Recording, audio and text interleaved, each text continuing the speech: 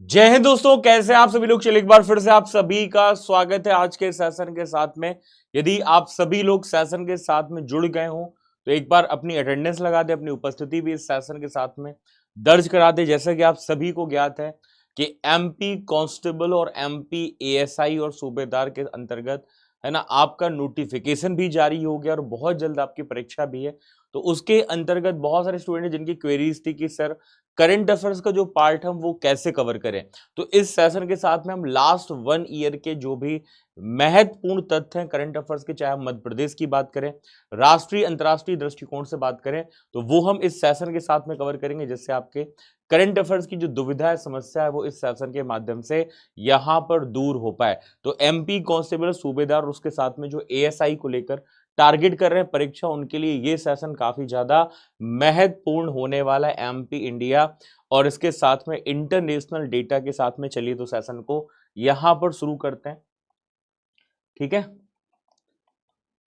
तो ये जो पार्ट है आपका ईयरली करंट अफेयर्स का यहां पर होने वाला है, जिसमें हम पूरे एक साल के महत्वपूर्ण तथ्यों को यहां पर समाहित करने वाले हैं। और उसके साथ में हम बात करते हैं अग्निपथ में एमपी पुलिस कांस्टेबल की जो तैयारी कर रहे हैं उनके लिए ये क्रैश कोर्स भी उपलब्ध है, जो कि आपको 499 के साथ मिल रहा है। MP police constable crash course आपको ऐप में, पीडब्ल्यू ऐप में ये बैचेस यहां पर मिल जाएगा। और एक लाइन है दोस्तों जो मैं आप सभी को शेयर करना चाहता हूं कि एक रिजल्ट को भी तुम्हारी मेहनत का इंतजार है। लाइब्रेरी, रूम, एग्जाम हॉल, परीक्षा के लिए दूसरे शहरों की यात्रा कर तुम उस एक रिजल्ट तक पहुंच जाना, ये जरूरी है, बहुत जरूरी है। और मैं चाहता हूं वो दिन आपके लिए बहुत जल्द आए जब उस पीडीएफ लिस्ट में, फाइनल रिजल्ट में आपका नाम हो। लेकिन उसके लिए निरंतरता आपके लिए बहुत ज्यादा जरूरी है। बस इसी निरंतरता के साथ, ईमानदारी के साथ में आप लोग यहां पर जरूर पढ़ते जाएं। चलिए तो सबसे पहला दोस्तों यहां पर हमें जो डेटा मिल रहा है वो मिल रहा है जल गंगा संवर्धन अभियान का। ठीक है, आप देख पा रहे हैं जल गंगा संवर्धन अभियान अभी बहुत ज्यादा चर्चा का विषय बना हुआ था, जिसमें तालाब, कुआं, है ना, बावड़ी, इन सभी का पुनरुद्धार किया जा रहा। तो उसके साथ में आप देख रहे हैं कि 2 जनपदों का खेत तालाब निर्माण में श्रेष्ठ प्रदर्शन हमें देखने को मिल रहा है, जिसमें श्रेणी ए के अंतर्गत 70 या उससे कम ग्राम पंचायतों वाली जनपद पंचायत में आपको बालाघाट का नाम आता है, और बालाघाट के अंतर्गत जनपद पंचायत में बिरसा का नाम आता है। और श्रेणी बी में 71 या उससे अधिक ग्राम पंचायतों वाली जनपद पंचायत की बात करें तो यहां पर अनूपपुर का नाम आता है। अनूपपुर के अंतर्गत पुष्पराजगढ़ का नाम आपको इसके अंतर्गत यहां पर देखने को मिल रहा है। इसके अलावा यदि हम बात करते हैं दोस्तों तो जल गंगा संवर्धन अभियान में हमारे पास में श्रेणीवर प्राप्त किए गए प्रथम स्थान में, जैसा कि मैंने आपको बताया, तो अनूपपुर का नाम 4 या कम जनपद वाले जिलों के अंतर्गत, और बालाघाट की बात करें 5 या अधिक जनपद वाले जिले के अंतर्गत हमें इसका यहां पर नाम देखने को मिल जाता है।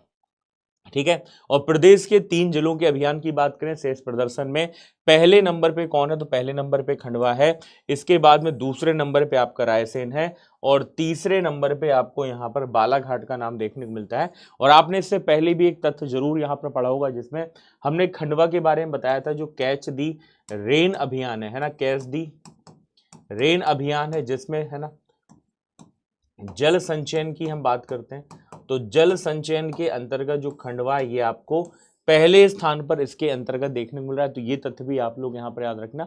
तो जल सहेजने के मामले में कैच दी रेन में आपका खंडवा पहले नंबर पे, जबकि मध्य प्रदेश की आपको चौथी रैंक इसके अंतर्गत देखने को मिल रही है। तो ये तथ्य भी आप लोग यहां पर जरूर याद रखिएगा। जिसके साथ में आप देख रहे हैं यदि जल गंगा संवर्धन अभियान की बात करें तो इसमें खंडवा आपको पहले नंबर पे मिल रहा है, इसके बाद में रायसेन, और रायसेन के बाद में बालाघाट का नाम आपको इस लिस्ट में यहां पर देखने को मिल जाता है। चलिए इसके बाद हम बात करेंगे मध्य प्रदेश के सरल संयोजन पोर्टल की। और मध्य प्रदेश का सरल संयोजन पोर्टल है क्या, तो इसके माध्यम से आप विद्युत कनेक्शन प्राप्त कर सकते हैं, यानी बिजली कनेक्शन लेना इसके लिए आपके लिए बहुत ज्यादा आसान हो गया, जिसमें 3.5 लाख से अधिक उपभोक्ताओं को ऑनलाइन यहां पर नए बिजली कनेक्शन प्राप्त हो रहे हैं, जिसमें भोपाल शहर में अब तक प्रदान किए गए 55,000 से ज्यादा नए कनेक्शन आपको जल संयोजन पोर्टल, सरल संयोजन पोर्टल के माध्यम से मिल रहे हैं। तो यानी विद्युत कनेक्शन संबंधित आपको ये पोर्टल मिलता है, जिसको हम सरल संयोजन पोर्टल के रूप में यहां पर जानते हैं। चलिए अगला क्वेश्चन है, रवि सिन्हा के बाद में रिसर्च एंड एनालिसिस विंग के नए प्रमुख कौन बन गए। आपको पता है जब हमारे खुफिया एजेंसी की बात होती है तो खुफिया एजेंसी में एक नाम आता है जिसको हम यहाँ पर रॉ के रूप में जानते हैं। रॉ का फुल फॉर्म क्या है? रिसर्च एंड एनालिसिस विंग, ये आपका रॉ का फुल फॉर्म है।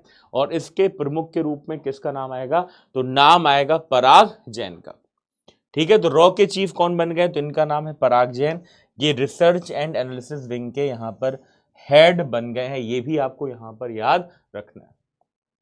जिसमें सीबीआई के अंतर्गत आपने प्रवीण सूद का नाम सुना होगा, और आईबी के अंतर्गत हम बात करते हैं तो तपन डेका का नाम आता है, जिनका जो कार्यकाल है वो 1 साल का यहाँ पर एक्सटेंड कर दिया गया है। तो ये तथ्य भी आप लोग यहाँ पर जरूर याद रखिएगा। अगला क्वेश्चन है, राष्ट्रीय सांख्यिकी जो दिवस है यह हर साल कब मनाया जाता है? जिसको हम नेशनल स्टैटिक्स डे के रूप में यहाँ पर जानते हैं। 27 जून है, 28 जून है, 29 जून है, या फिर यहाँ पर नाम आता है दोस्तों 30 जून का। बताओ भैया क्या होगा इस क्वेश्चन का आंसर? यदि मैं यहाँ पर बात करूंगा राष्ट्रीय सांख्यिकी दिवस की, तो यह दिवस कब मनाया जाता है और किसकी याद में मनाया जाता है?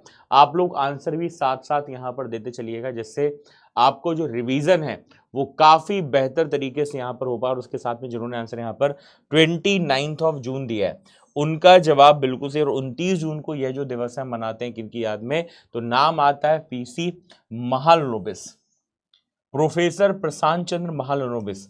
इनकी जयंती के उपलक्ष्य में 29 जून को कौन सा दिवस मनाते हैं? तो राष्ट्रीय सांख्यिकी दिवस मनाया जाता है। तो ये तथ्य भी आप लोग यहाँ पर याद रखना है, जिसमें राष्ट्रीय सांख्यिकी दिवस हम हर साल 29 जून को यहाँ पर मनाते हैं। चलिए अगला दोस्तों क्वेश्चन आपकी स्क्रीन पर ये रहा, जिसमें पूछा जा रहा है उज्चेस कप मास्टर 2025 जो है ये किसने जीता और भारत का नंबर 1 रैंक वाला शतरंज खिलाड़ी यहाँ पर कौन बन गया? तो एक बार क्वेश्चन ध्यानपूर्वक पढ़िए, समझिए और इसके बाद में बताइएगा क्या होगा इस क्वेश्चन का आंसर। हर क्वेश्चन में मैं आपको उतना समय तो यहाँ पर दे ही दूंगा जिससे आप लोग आंसर अपना कमेंट बॉक्स के माध्यम से बता भी पाएं, और इससे आप लोग इसका रिवीजन भी अच्छे तरीके से यहाँ पर कर पाएं। तो बताइए भैया क्या होगा इस क्वेश्चन का आंसर, और सभी को उतना समय मिल पा रहा है तो एक बार क्वेश्चन ध्यानपूर्वक पढ़िए, समझिए और इसके बाद में आप लोग यहां पर जवाब दीजिए। बताइए। बहुत बढ़िया। और जिन्होंने इस क्वेश्चन का आंसर क्या दिया है, जिन्होंने आर प्रज्ञानंद आंसर दिया है, उनका जवाब यहां पर बिल्कुल सही हो जाएगा, जिसमें रमेश बाबू प्रज्ञानंदा है, जिन्होंने ताशकंद उज्बेकिस्तान के अंतर्गत, है ना, याद रखना कहां पर? उज्बेकिस्तान ताशकंद के अंतर्गत जो उच्चेस कप मास्टर खिताब हुआ ये इन्होंने यहाँ पर जीत लिया है, और भारत के नंबर 1 शतरंज खिलाड़ी के रूप में इनका नाम हमें यहाँ पर देखने को मिल जाता है। चलिए अगला क्वेश्चन है, हाल ही में किस वन्यजीव अभ्यारण्य का नाम बदलकर भारत का पहला तितली अभ्यारण्य यहाँ पर किया गया है? देखो होता क्या है ना, जब कोई भी डेटा पहली बार होता है ना, पहली ऐसा कुछ किया गया है तो वो हमारे लिए और भी इंपॉर्टेंट होता है, और इसके अंतर्गत भारत का पहला जो तितली अभ्यारण्य बन गया है वो यहाँ पर कौन बन गया है? जो खास तौर पे तितलियों को लेकर समर्पित है। और इसके अंतर्गत दोस्तों याद रखना जिन्होंने आंसर क्या दिया है, तो अरलम वन्यजीव अभ्यारण्य दिया है, उनका जवाब यहाँ पर बिल्कुल सही हो जाएगा। तो जिन्होंने आंसर यहाँ पर क्या दिया, बी दिया है, उनका जवाब बिल्कुल सही है, अरलम वन्यजीव अभ्यारण्य। दोस्तों पूरी तरीके से तितली हमें समर्पित यहाँ पर देखने को मिला, तितलियों को लेकर समर्पित मिल रहा है, और ये कहाँ पर है? तो इसका संबंध आपको मिलता है केरल में। तो केरल राज्य वन्यजीव जो बोर्ड है उसके द्वारा जो कन्नूर जिला है दोस्तों केरल के अंतर्गत, वहां पर अरलम वन्यजीव अभ्यारण्य का आधिकारिक तौर पर नाम यहां पर बदलकर अरलम तितली अभ्यारण्य कर दिया गया है। और ये भारत का पहला ऐसा संरक्षित एरिया होगा जहां पर पूरी तरीके से तितलियों को समर्पित ये आपको यहां पर देखने को मिलेगा। कंप्लीट हो गया भैया, समझ पा रहे हो सभी लोग? बहुत बढ़िया।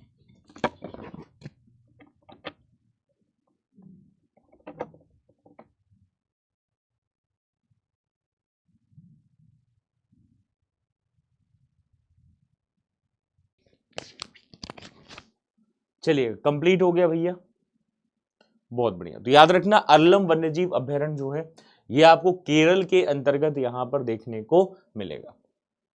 ठीक है, चलिए अगला क्वेश्चन, किस भारतीय क्रिकेटर ने the one cricket my life and more नाम का जो किताब है लिखा, और इसमें लेखक के रूप में हमें इनका नाम देखने को मिल रहा है वो है विराट कोहली, रोहित शर्मा, शिखर धवन, या फिर हार्दिक पांड्या। तो ये जो किताब आप देख पा रहे हैं जिसका टाइटल है the one cricket my life and more, इसमें नाम किसका आएगा? तो नाम आएगा दोस्तों शिखर धवन का। मतलब जिन्होंने इसका आंसर ऑप्शन सी दिया है उनका जवाब बिल्कुल यहाँ पर सही होगा, और शिखर धवन की किताब है जिसमें नाम आता है दोस्तों the one cricket my life and more. ये किताब के अंतर्गत दोस्तों आपको यहाँ पर इनका नाम याद रखना है।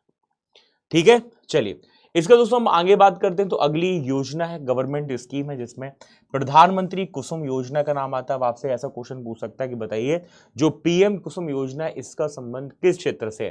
तो याद रखना जो पीएम कुसुम योजना है इसका फुल फॉर्म क्या है? तो पहले इसका फुल फॉर्म आप लोग देख लेना। इसका फुल फॉर्म है प्रधानमंत्री किसान ऊर्जा सुरक्षा एवं उत्थान महाभियान। तो इसका फुल फॉर्म पहले लिख लेते हैं। तो हम इसको बोलेंगे प्रधानमंत्री किसान ऊर्जा सुरक्षा एवं उत्थान महाभियान। ठीक है, तो ये है प्रधानमंत्री कुसुम योजना का फुल फॉर्म। इसका उद्देश्य क्या है? तो याद रखना सौर ऊर्जा के उपयोग को बढ़ावा देना और किसानों को सब्सिडी के साथ में यहां पर सौर ऊर्जा की दोस्तों उपलब्धता प्रदान कराना। ये है इस योजना का यहाँ पर प्रमुख उद्देश्य, जिसमें साल 2019 में प्रधानमंत्री कुसुम योजना की शुरुआत यहाँ पर की गई थी 2019 के अंतर्गत। ये तथ्य भी आप लोग यहाँ पर याद रखना, जिसमें किसानों को सोलर पंप खरीदने पर 60% की सब्सिडी इसके अंतर्गत उपलब्ध कराई जाती है, जिसको हम कुसुम योजना के रूप में यहाँ पर जानते हैं। जिसके अंतर्गत है ना, यदि हम बात करेंगे सोलर पंप लगाने के लिए 30% लोन जो है ऋण है वो भी इसके माध्यम से यहाँ पर उपलब्ध होता है। चलिए आगे हम बात करते हैं। अगला क्वेश्चन है इंदौर नगर निगम ने किस योजना के तहत हर घर को यूनिक डिजिटल पता देने की यहाँ पर शुरुआत की? यानी पहली बार ऐसा हुआ है कि इंदौर शहर के अंतर्गत घरों के बाहर डिजिटल एड्रेस लगा होगा, जिसमें क्यूआर कोड के माध्यम से आप उसका जानकारी उपलब्ध करा सकते हैं। आपको जानकारी वहां पर मिल जाएगी, जो कि किसका पार्ट है? तो ये आपका डिजिटल हाउस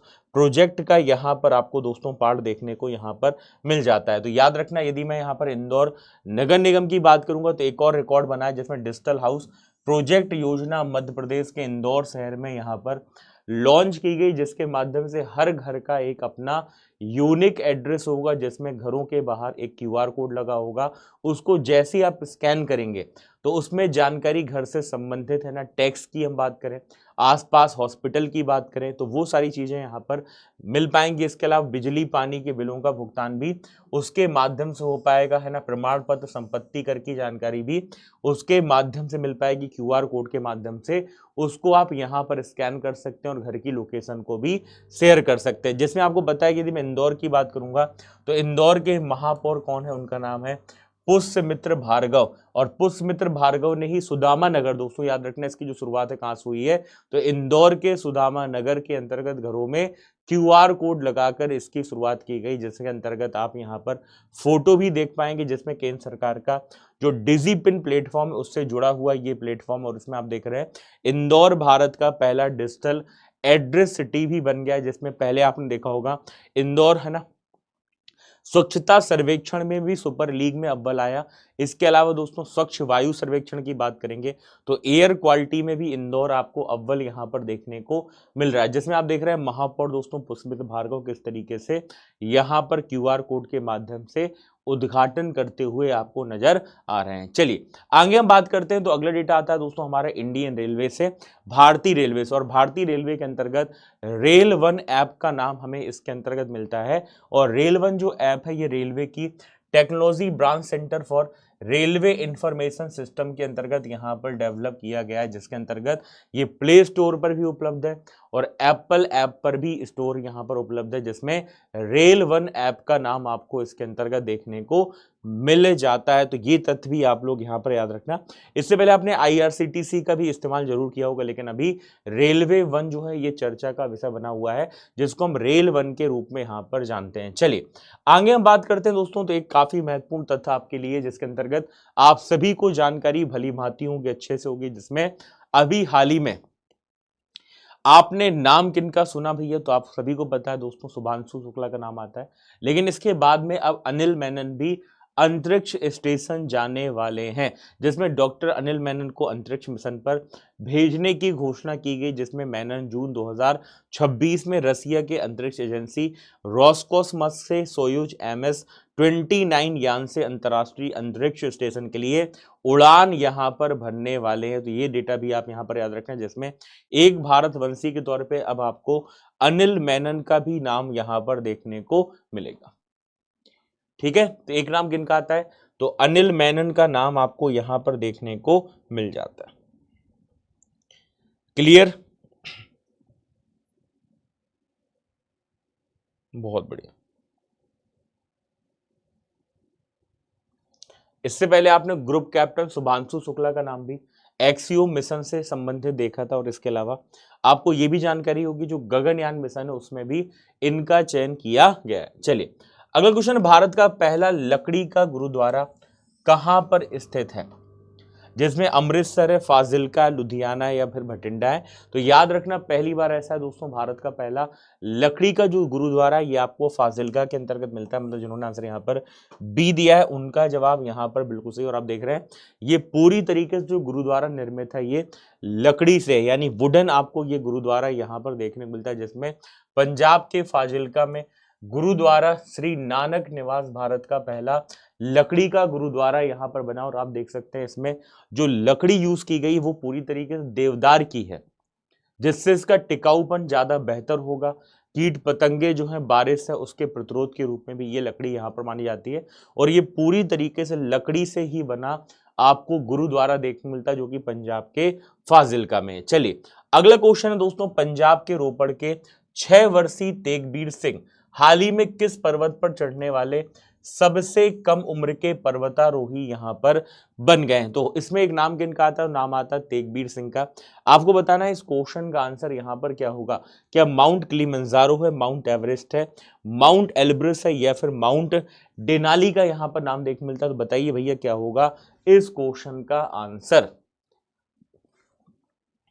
आप लोग आंसर जरूर दे, ठीक है। और सेशन को शेयर भी करते चले अपने दोस्तों तक भी, सेशन को जरूर यहां पर पहुंचाते चले। बताइए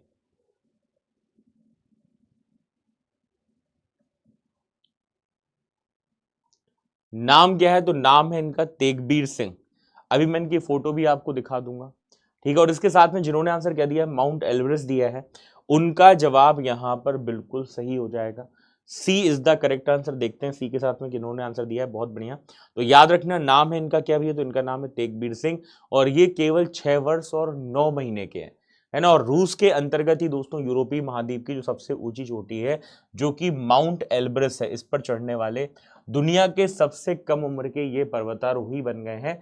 और इसी यदि मैं पर्वत की बात करूंगा, माउंट की बात करूंगा, माउंट एल्ब्रस की, तो लगभग 18,510 फीट हमें इसकी ऊंचाई यहां पर देखने को यहां पर मिल जाती है। चलिए अगला दोस्तों डेटा आपके लिए इंपॉर्टेंट है, जिसमें आपसे पूछा जाएगा कि राष्ट्रमंडल जो नेशन है, या फिर हम इनको कॉमनवेल्थ नेशन के रूप में जानते हैं, इसके महासचिव का पद संभालने वाली पहली अफ्रीकी महिला कौन बन गई है, तो इनका नाम है सरली बोचवे। क्या नाम इनका, तो इनका नाम है दोस्तों सरली बोचवे। ये डेटा भी आप लोग यहाँ पर जरूर याद रखना, जिनको कॉमनवेल्थ नेशन का क्या बनाया गया दोस्तों, अध्यक्ष यहाँ पर नियुक्त किया गया है। चलिए अगला क्वेश्चन है, खेलो इंडिया यूथ गेम 2025 में कौन सा जो राज्य है वो ओवरऑल चैंपियन यहां पर बना है, क्या वो हरियाणा, राजस्थान है, या फिर हम बात करें दोस्तों महाराष्ट्र के अलावा यहां पर कर्नाटक का नाम देखने को हमें मिल जाता है। थोड़ा मैं यहाँ पर एक करेक्शन कर देता हूँ कि आपको जो यहाँ पर आंसर देना वो हिंदी के अकॉर्डिंग देना है, कुछ इंग्लिश में डेटा यहाँ पर गलत दिया है, कोई दिक्कत नहीं। बताओ भैया क्या होगा इस क्वेश्चन का आंसर।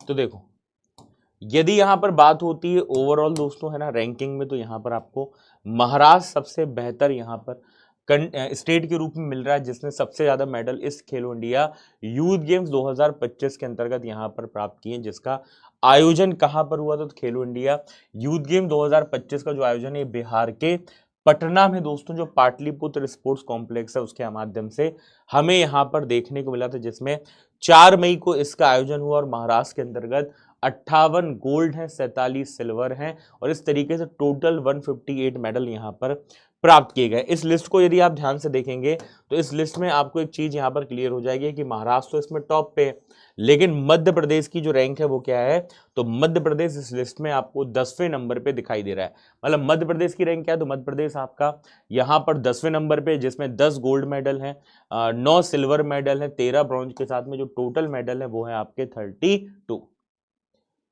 ठीक है, तो टोटल जो मेडल है मध्य प्रदेश के वो कितने हैं दोस्तों, तो याद रखना 32 मेडल आपको मध्य प्रदेश के अंतर्गत यहां पर देखने को मिल जाते हैं। तो ये डेटा भी आप लोग यहां पर याद रखिएगा। ठीक है, खेलो इंडिया यूथ गेम्स में मध्य प्रदेश कौन से नंबर पे है, तो मध्य प्रदेश आपका इसमें 10वें नंबर पे आपको दिखाई दे रहा है। चलिए आगे हम बात करते हैं 71 नंबर के नेशनल फिल्म अवार्ड की। तो इसमें दोस्तों शाहरुख खान का नाम आता है, जिनको पहली बार नेशनल फिल्म अवार्ड से सम्मानित किया गया है। तो नेशनल फिल्म अवार्ड दोस्तों किनको मिला, तो जरा देखिएगा, शाहरुख खान की बात करते हैं तो इनको सर्वश्रेष्ठ अभिनेता के तौर पर यह खिताब मिला। किस फिल्म के लिए, तो फिल्म का नाम है जवान। क्या नाम है फिल्म का, जवान है। और रानी मुखर्जी की बात करेंगे तो मिसेस चटर्जी वर्सेस नॉर्वे के लिए रानी मुखर्जी को एक खिताब मिला है। और बेस्ट एक्टर की यदि हम बात करेंगे तो इसमें विक्रांत मैसी का नाम आपको मिलता है, जिसमें फिल्म का नाम है 12th फेल।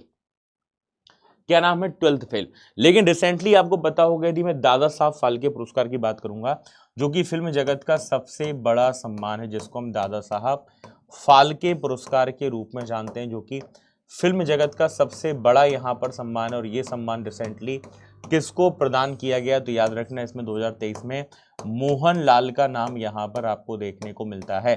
तो मोहनलाल जो कि मलयालम सुपरस्टार है, उनका नाम आता है। इससे पहले हम बात करेंगे मोहनलाल जी से पहले मिथुन चक्रवर्ती को भी यह सम्मान यहाँ पर प्रदान किया जा चुका है, जो कि दादा साहब फाल्के जी की याद में दिया जाता है, जिनको हम फिल्म जगत के, सिनेमा के जगत के यहाँ पर पितामह के रूप में यहाँ पर जानते हैं। तो ये तथ्य भी आप लोग यहाँ पर याद रखें, जिसमें दादा साहब फाल्के सम्मान मोहनलाल को प्रदान किया गया है। ठीक है, तो ये भी आपको याद रखना है। जबकि सबसे लोकप्रिय फिल्मों में रॉकी और रानी की जो आपकी प्रेम कहानी, इस फिल्म का नाम हमें इसके अंतर्गत देखने को यहाँ पर मिलता है। तो बेस्ट एक्टर का जो खिताब है वो किनको मिला, विक्रांत मैसी को, और उसके साथ में शाहरुख खान का यहाँ पर नाम मिलता है। और यदि मैं 12वीं फेल की बात करूंगा तो ओवरऑल बेस्ट फीचर फिल्म के रूप में भी हमें इस फिल्म का नाम यहाँ पर देखने को मिल जाता है। चलिए इसके बाद हम बात करते हैं खालिद जमील की। तो खालिद जमील दोस्तों भारतीय फुटबॉल के कोच बन गए हैं। तो भारतीय फुटबॉल के कोच अब दोस्तों भारत से ही है, जिनका नाम क्या है, तो इनका नाम है खालिद जमील। 40 साल के सुनील छेत्री की कप्तानी वाली भारतीय पुरुष टीम को अब ये यहाँ पर कोचिंग देने वाले हैं। 16 साल का इनके पास में अनुभव भी है। ठीक है, तो यहाँ पर आपको याद रखना नाम किनका आएगा, तो नाम आएगा आपका खालिद जमील का, जो आपको यहाँ पर पता होना चाहिए। चलिए बढ़ते हैं दोस्तों अगले डेटा की तरफ। अगला क्वेश्चन है एसएसबी, जिसको हम सशस्त्र सीमा बल के रूप में जानते हैं, जो भारत की पैरामिलिट्री फोर्स है। आपसे यहाँ पर पूछा जा रहा है कि बताइए जो एसएसबी है, सशस्त्र सीमा बल है, उसके नए महानिदेशक के रूप में किनकी नियुक्ति यहाँ पर की गई, तो बताइए भैया क्या होगा इस क्वेश्चन का आंसर, जिसको हम एसएसबी अर्थात सशस्त्र सीमा बल के रूप में जानते हैं। इसके नए महानिदेशक कौन बन गए, तो याद रखना नाम है इनका संजय सिंघल। और आपको पता होना चाहिए, यदि मैं एसएसबी की बात करता हूं तो एसएसबी का काम क्या है, तो भारत नेपाल, भारत जो भूटान है उसकी जो बॉर्डर की सुरक्षा है वो कौन देखता है, तो वो आपका एसएसबी देखता है। तो एसएसबी का काम क्या होता है, तो एसएसबी का काम होता है ये भारत और नेपाल की जो बॉर्डर है वहां की सुरक्षा देखता है। एसएसबी का गठन कब हुआ, तो एसएसबी का गठन आपका 1963 में किया गया था। ऐसे क्वेश्चन कई बार पूछ लेता है। तो एसएसबी कब बना, 1963 में बना। भारत का सबसे पुराना पैरामिलिट्री फोर्स कौन सा है, तो उसका नाम है असम राइफल्स। और असम राइफल्स कब बना दोस्तों, तो याद रखना 1835 में आपको असम राइफल का नाम यहाँ पर मिलता है। जबकि हम सीआरपीएफ की बात करेंगे, सीआरपीएफ का गठन कब हुआ, तो 1939 में हुआ। याद रखना सीआरपीएफ का काम क्या होता है, तो राज्य सरकार की जो पुलिस है या राज्य सरकार है उसकी पुलिस के साथ में मिलकर ये काम करता है। कभी दंगे भड़क जाते हैं, कोई आयोजन हो रहा है, तब वहां पर सीआरपीएफ का हमें नाम इसके अंतर्गत देखने को मिलता है। इसके बाद में अगला नाम आता है सीआईएसएफ का, जिसमें 1969 में इसका गठन हुआ था। ये भारतीय जो सरकारी नवरत्न महारत्न कंपनी, बड़ी बड़ी कंपनी वहां पर है ना, जिम्मेदारी आपके सीआईएसएफ के जवान वहां पर मिलेंगे। एयरपोर्ट है ना, एयरपोर्ट के अलावा मेट्रो की बात करें वहां पर भी आपको सीआईएसएफ के जवान देखने को मिल जाएंगे। एनएसजी की बात करें, इसका गठन 1984 में हुआ था।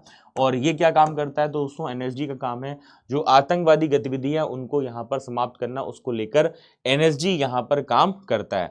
बीएसएफ की बात करें तो बीएसएफ बॉर्डर सिक्योरिटी फोर्स है जिसका गठन 1965 में हुआ था। और अगला नाम आता है आईटीबीपी अर्थात इंडो तिब्बत बॉर्डर पुलिस, जो कि भारत और चाइना बॉर्डर की सुरक्षा देखता है। इसका गठन 1962 में हुआ था। ठीक है, तो ये भी कुछ तथ्य हैं जो आप लोग यहां पर जरूर याद रखिएगा।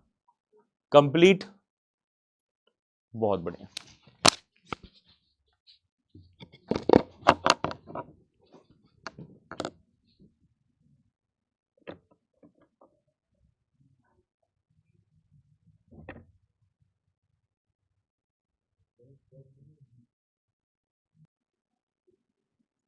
चलिएगा, तो आई होप आप सभी ने लिख लिया होगा। तो एसएसबी जो सशस्त्र सीमा बल है, ठीक है, इसका काम भी मैंने आपको बता दिया, भारत नेपाल भूटान की बॉर्डर की सुरक्षा ये आपका यहाँ पर देखता है। आईटीबीपी भारत और चाइना बॉर्डर सुरक्षा यहाँ पर देखता है। चलिए, अब हम बात करते हैं सीआरपीएफ की, सेंट्रल रिजर्व पुलिस फोर्स। और सीआरपीएफ का दोस्तों ध्येय वाक्य क्या है, तो सर्विस एंड लॉयल्टी अर्थात सेवा और निष्ठा इसका ध्येय वाक्य है। 1939 में इसकी स्थापना हुई और इसके वर्तमान अध्यक्ष कौन है, हेड कौन है, उनका नाम है ज्ञानेंद्र प्रताप सिंह। ज्ञानेंद्र प्रताप सिंह ये है सीआरपीएफ के हेड। आपने देखा होगा कुंभ है, सिंहस्थ है, कोई बड़ा यदि ऐसा कोई प्रोग्राम हो रहा है तो वहां पर भी सुरक्षा आपका सीआरपीएफ के जवान यहां पर देखते हैं। तो ये तथ्य भी आप लोग यहां पर जरूर याद रखिएगा। तो आई होप आप सभी ने यहां तक तथ्य लिख लिए होंगे और ये भी आपने यहां पर डेटा जरूर लिख लिया होगा। कंप्लीट हो गया भैया, तो एक बार बता दीजिए सभी लोग।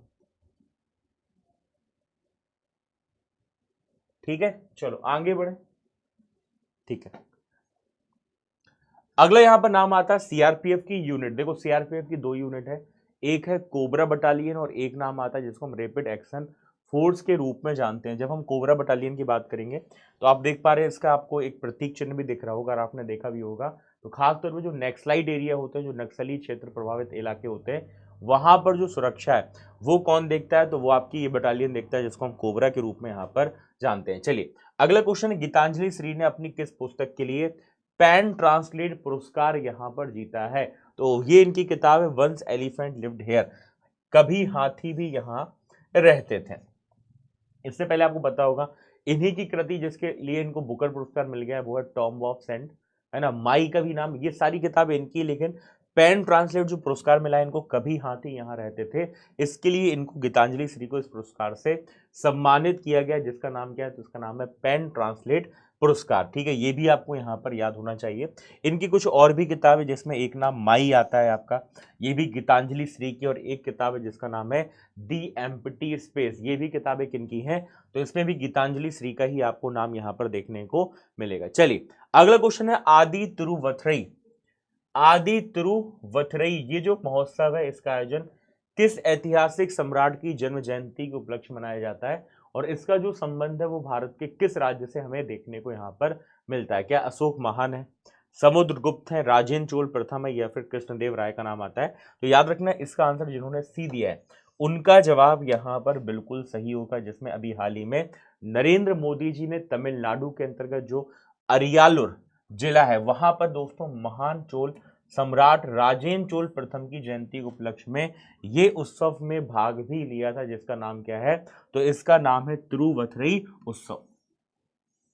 क्या नाम भैया इसका, तो याद रखना इसका नाम है तिरुवथरई उत्सव। ये भी आपको यहाँ पर याद रखना है, जिसके साथ में आप ये फोटो भी देख पा रहे हैं जिसमें दोस्तों अभी हाल ही में इस आदि तिरुवथरई फेस्टिवल में नरेंद्र मोदी जी की आपको उपस्थिति तमिलनाडु के अंतर्गत मिल रही है, जिसके अंतर्गत सम्राट राजेंद्र चोल प्रथम के सम्मान में एक स्मारक सिक्का भी इनके द्वारा यहाँ पर जारी किया गया है। चलिए, अगला क्वेश्चन, जीपी बिरला मेमोरियल जो पुरस्कार है 2025 का, ये किसको प्रदान किया गया है, तो डॉक्टर के सिवान है, डॉक्टर वी नारायणन है, डॉक्टर एपीजे अब्दुल कलाम है, या राकेश शर्मा है। तो आपको बताना चाहिए, यदि मैं इसरो की बात करूंगा, इंडियन स्पेस रिसर्च ऑर्गेनाइजेशन, जो कि भारत का स्पेस एजेंसी है, और उसके अध्यक्ष कौन है, तो उनका नाम है डॉक्टर वी नारायणन। और डॉक्टर जो वी नारायणन है दोस्तों, आपको पता होना चाहिए जीपी बिरला मेमोरियल पुरस्कार इनको यहाँ पर प्रदान किया गया। डॉक्टर वी नारायणन का यहाँ पर नाम आता है इसरो के अध्यक्ष के रूप में, और दोस्तों इसके अलावा अंतरिक्ष विभाग के सचिव हैं डॉक्टर वी नारायणन। इनको यहाँ पर दोस्तों कौन सा सम्मान दिया गया है, तो जीपी बिरला मेमोरियल पुरस्कार से यहाँ पर इनको सम्मानित किया गया है। और भारत की जो स्पेस एजेंसी इसरो है उसकी स्थापना 1969 में की गई थी। इसरो कब बना, 1969 में बना। डीआरडीओ कब बना, तो याद रखना जो डीआरडीओ उसका गठन 1958 में हुआ था। और अमेरिका की जो स्पेस एजेंसी जिसका नाम क्या है, नासा, नासा भी 1958 में बना था। नासा अमेरिका की स्पेस एजेंसी है ना। डीआरडीओ भारत की स्पेस एजेंसी है। इसरो, इसरो भारत की स्पेस एजेंसी। और डीआरडीओ काम क्या है, तो डीआरडीओ याद रखना भारत में जितनी भी मिसाइल हैं, अग्नि, त्रिशूल, नाग, पृथ्वी, ये सारी मिसाइलें कौन बनाता है, तो ये डीआरडीओ यहाँ पर बनाता है। और इसरो की हम बात करेंगे तो इसरो का जो हेड ऑफिस है कहाँ पर है, तो इसका हेड ऑफिस है बेंगलुरु में या बेंगलुरु, ये भी आपको याद रखना। और इसरो की अध्यक्ष है जिनका नाम क्या है, तो वी नारायणन। ये कौन है भैया, इसरो के अध्यक्ष हैं। डीआरडीओ की बात करें, डीआरडीओ के अध्यक्ष कौन है, तो इनका नाम है समीर वी कामत, जिनका कार्यकाल 1 साल यहाँ पर एक्सटेंड किया गया है। और ये कौन है, तो ये है डीआरडीओ के वर्तमान में अध्यक्ष। ये भी आपको याद रखना। और भारत में जितनी मिसाइलें हैं उनको डीआरडीओ के द्वारा ही यहाँ पर तैयार किया जाता है। तो ये तथ्य भी आप लोग यहाँ पर याद रखिएगा। चलिए अगला क्वेश्चन है, अंतर्राष्ट्रीय बाघ जो दिवस है ये निम्नलिखित में से किस दिन मनाया जाता है, जिसको हम इंटरनेशनल टाइगर डे के रूप में जानते हो। तो याद रखना आंसर हो जाएगा आपका 29 जुलाई। 29 जुलाई को हम कौन सा दिवस मनाते हैं, इंटरनेशनल टाइगर डे यहाँ पर मनाते हैं, अंतर्राष्ट्रीय बाघ दिवस के रूप में यहाँ पर मनाते हैं। तो अंतर्राष्ट्रीय बाघ दिवस कब मनाया जाता है, तो यह दिवस दोस्तों 29 जुलाई को मनाया जाता है। और इसी दिन 2010 में सेंट पीटर्सबर्ग टाइगर समिट हुई थी, जिसका उद्देश्य था जो टाइगर्स हैं, जो बाघ है, उनकी जो संख्या वो यहाँ पर डबल किया जाए, जिसको नाम भी यहाँ पर TX2 दिया गया था कि जो टाइगर्स हैं उनकी जो संख्या है वो डबल की जाए। उसके साथ में 2010 में सेंट पीटर्सबर्ग में दोस्तों यह दिवस हमें देखने को यहाँ पर मिला था, जिसमें नाम क्या है, TX2। जो टाइगर्स हैं उनकी जो संख्या वो क्या की जाए, तो बाघों की संख्या यहाँ पर दोगुना की जाए। और इसके साथ में दोस्तों आपको जानकारी होगी मध्य प्रदेश के अंतर्गत ही मैं बात करूंगा तो माधव राष्ट्रीय उद्यान अभी चर्चा का विषय बना हुआ है, जो मध्य प्रदेश का 9वां बाघ अभ्यारण्य है। और भारत की बात करें, देश का 58 नंबर का टाइगर रिजर्व कौन बन गया है, माधव राष्ट्रीय उद्यान यहाँ पर बन गया है। इससे पहले आपने रातापानी का नाम भी सुना होगा, रायसेन क्षेत्र के अंतर्गत हम बात करेंगे, जिसका नाम डॉक्टर विष्णु वाकनकर जी के नाम पर यहाँ पर रखा गया। और मध्य प्रदेश का ये 9वां टाइगर रिजर्व, जिसको माधव राष्ट्रीय उद्यान के रूप में यहाँ पर जानेंगे। और ये कहाँ पर है, तो इसका संबंध आपको शिवपुरी के अंतर्गत देखने को यहाँ पर मिलेगा। तो ये तथ्य भी आप लोग यहाँ पर जरूर याद रखिएगा। इससे पहले 57 नंबर का जो टाइगर रिजर्व था वो रातापानी था दोस्तों, भारत का 57 नंबर का टाइगर रिजर्व, जिसके बारे में आपको पता होगा कि डॉक्टर विष्णु वाकनकर जी के नाम पर इसका नाम यहाँ पर रखा गया है। ठीक है, तो ये कुछ महत्वपूर्ण तथ्य जिनके बारे में आपको जानकारी होनी चाहिए, और इसको अच्छे से आप लोग लिख लेना। और इसके साथ में भारत का सबसे बड़ा टाइगर रिजर्व कौन सा है, तो भारत का सबसे बड़ा टाइगर रिजर्व है आंध्र प्रदेश के अंतर्गत नागार्जुन सागर श्री सैलम बाघ अभ्यारण्य। जबकि हम बोल टाइगर रिजर्व की बात करेंगे, ये आपका भारत का सबसे छोटा क्या है दोस्तों, यहाँ पर बाघ अभ्यारण्य सबसे छोटा है। और इसके साथ में इसका जो संबंध है वो आपको महाराष्ट्र के अंतर्गत देखने को यहाँ पर मिल जाएगा। तो ये महाराष्ट्र से, ये भी याद रखना, कई बार ऐसा होता है एग्जाम में क्वेश्चन पूछ लेता है, कोई भी टाइगर रिजर्व का नाम देगा और पूछेगा बताइए इसका जो संबंध है वो किस राज्य से है। तो नागार्जुन सागर श्रीशैलम जो है आंध्र प्रदेश में है। और यदि मैं बोल टाइगर रिजर्व की बात करूंगा, इसका संबंध आपको महाराष्ट्र के अंतर्गत देखने को मिलता है। और यदि मैं बात करूंगा प्रोजेक्ट टाइगर की, तो प्रोजेक्ट टाइगर कब आया, तो प्रोजेक्ट टाइगर 1973 में आया था। तो एक तथ्य आपको ये पता होना चाहिए। और उसके अलावा हम बात करेंगे तो एक हमें डेटा यहाँ पर मिल रहा है दोस्तों, वो है प्रोजेक्ट एलिफेंट का। प्रोजेक्ट एलिफेंट कब आया था, तो 1992। और अभी आपको बताया दुनिया की सबसे बुजुर्ग हथनी,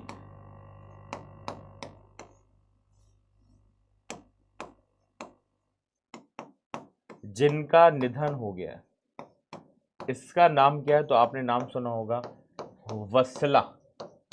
क्या आपने इसका नाम सुना है, तो एक बार आप मुझे कमेंट सेक्शन में जरूर यहां पर बता देना। क्या आपने वत्सला का नाम यहां पर सुना है, जिसका जो संबंध है ये आपको पन्ना टाइगर रिजर्व के अंतर्गत देखने को यहां पर मिल जाता है। हाथियों की दादी के रूप में इसको जाना गया था, लेकिन अब ये हमारे बीच में नहीं रही। क्लियर, समझ में आ रहा भैया? बहुत बढ़िया। लिखते चलो, समझते चलो और डेटा दिमाग में बैठाते चलिएगा। बहुत शानदार।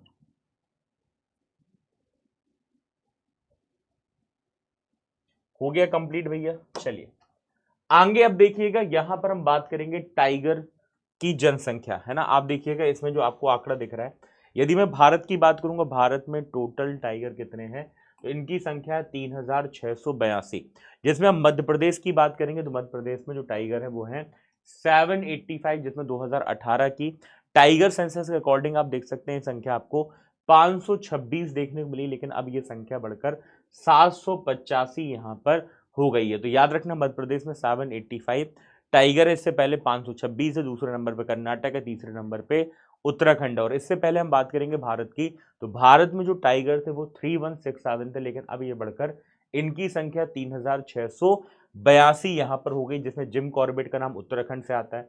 बांदीपुर की बात करेंगे, बांदीपुर टाइगर रिजर्व कहाँ पर है, तो ये कर्नाटक में, नागरहोल कर्नाटक में, बांधवगढ़ मध्य प्रदेश में, मुदुमलाई की बात करते हैं तो ये भी आपको तमिलनाडु के अंतर्गत देखने को यहां पर मिलता है।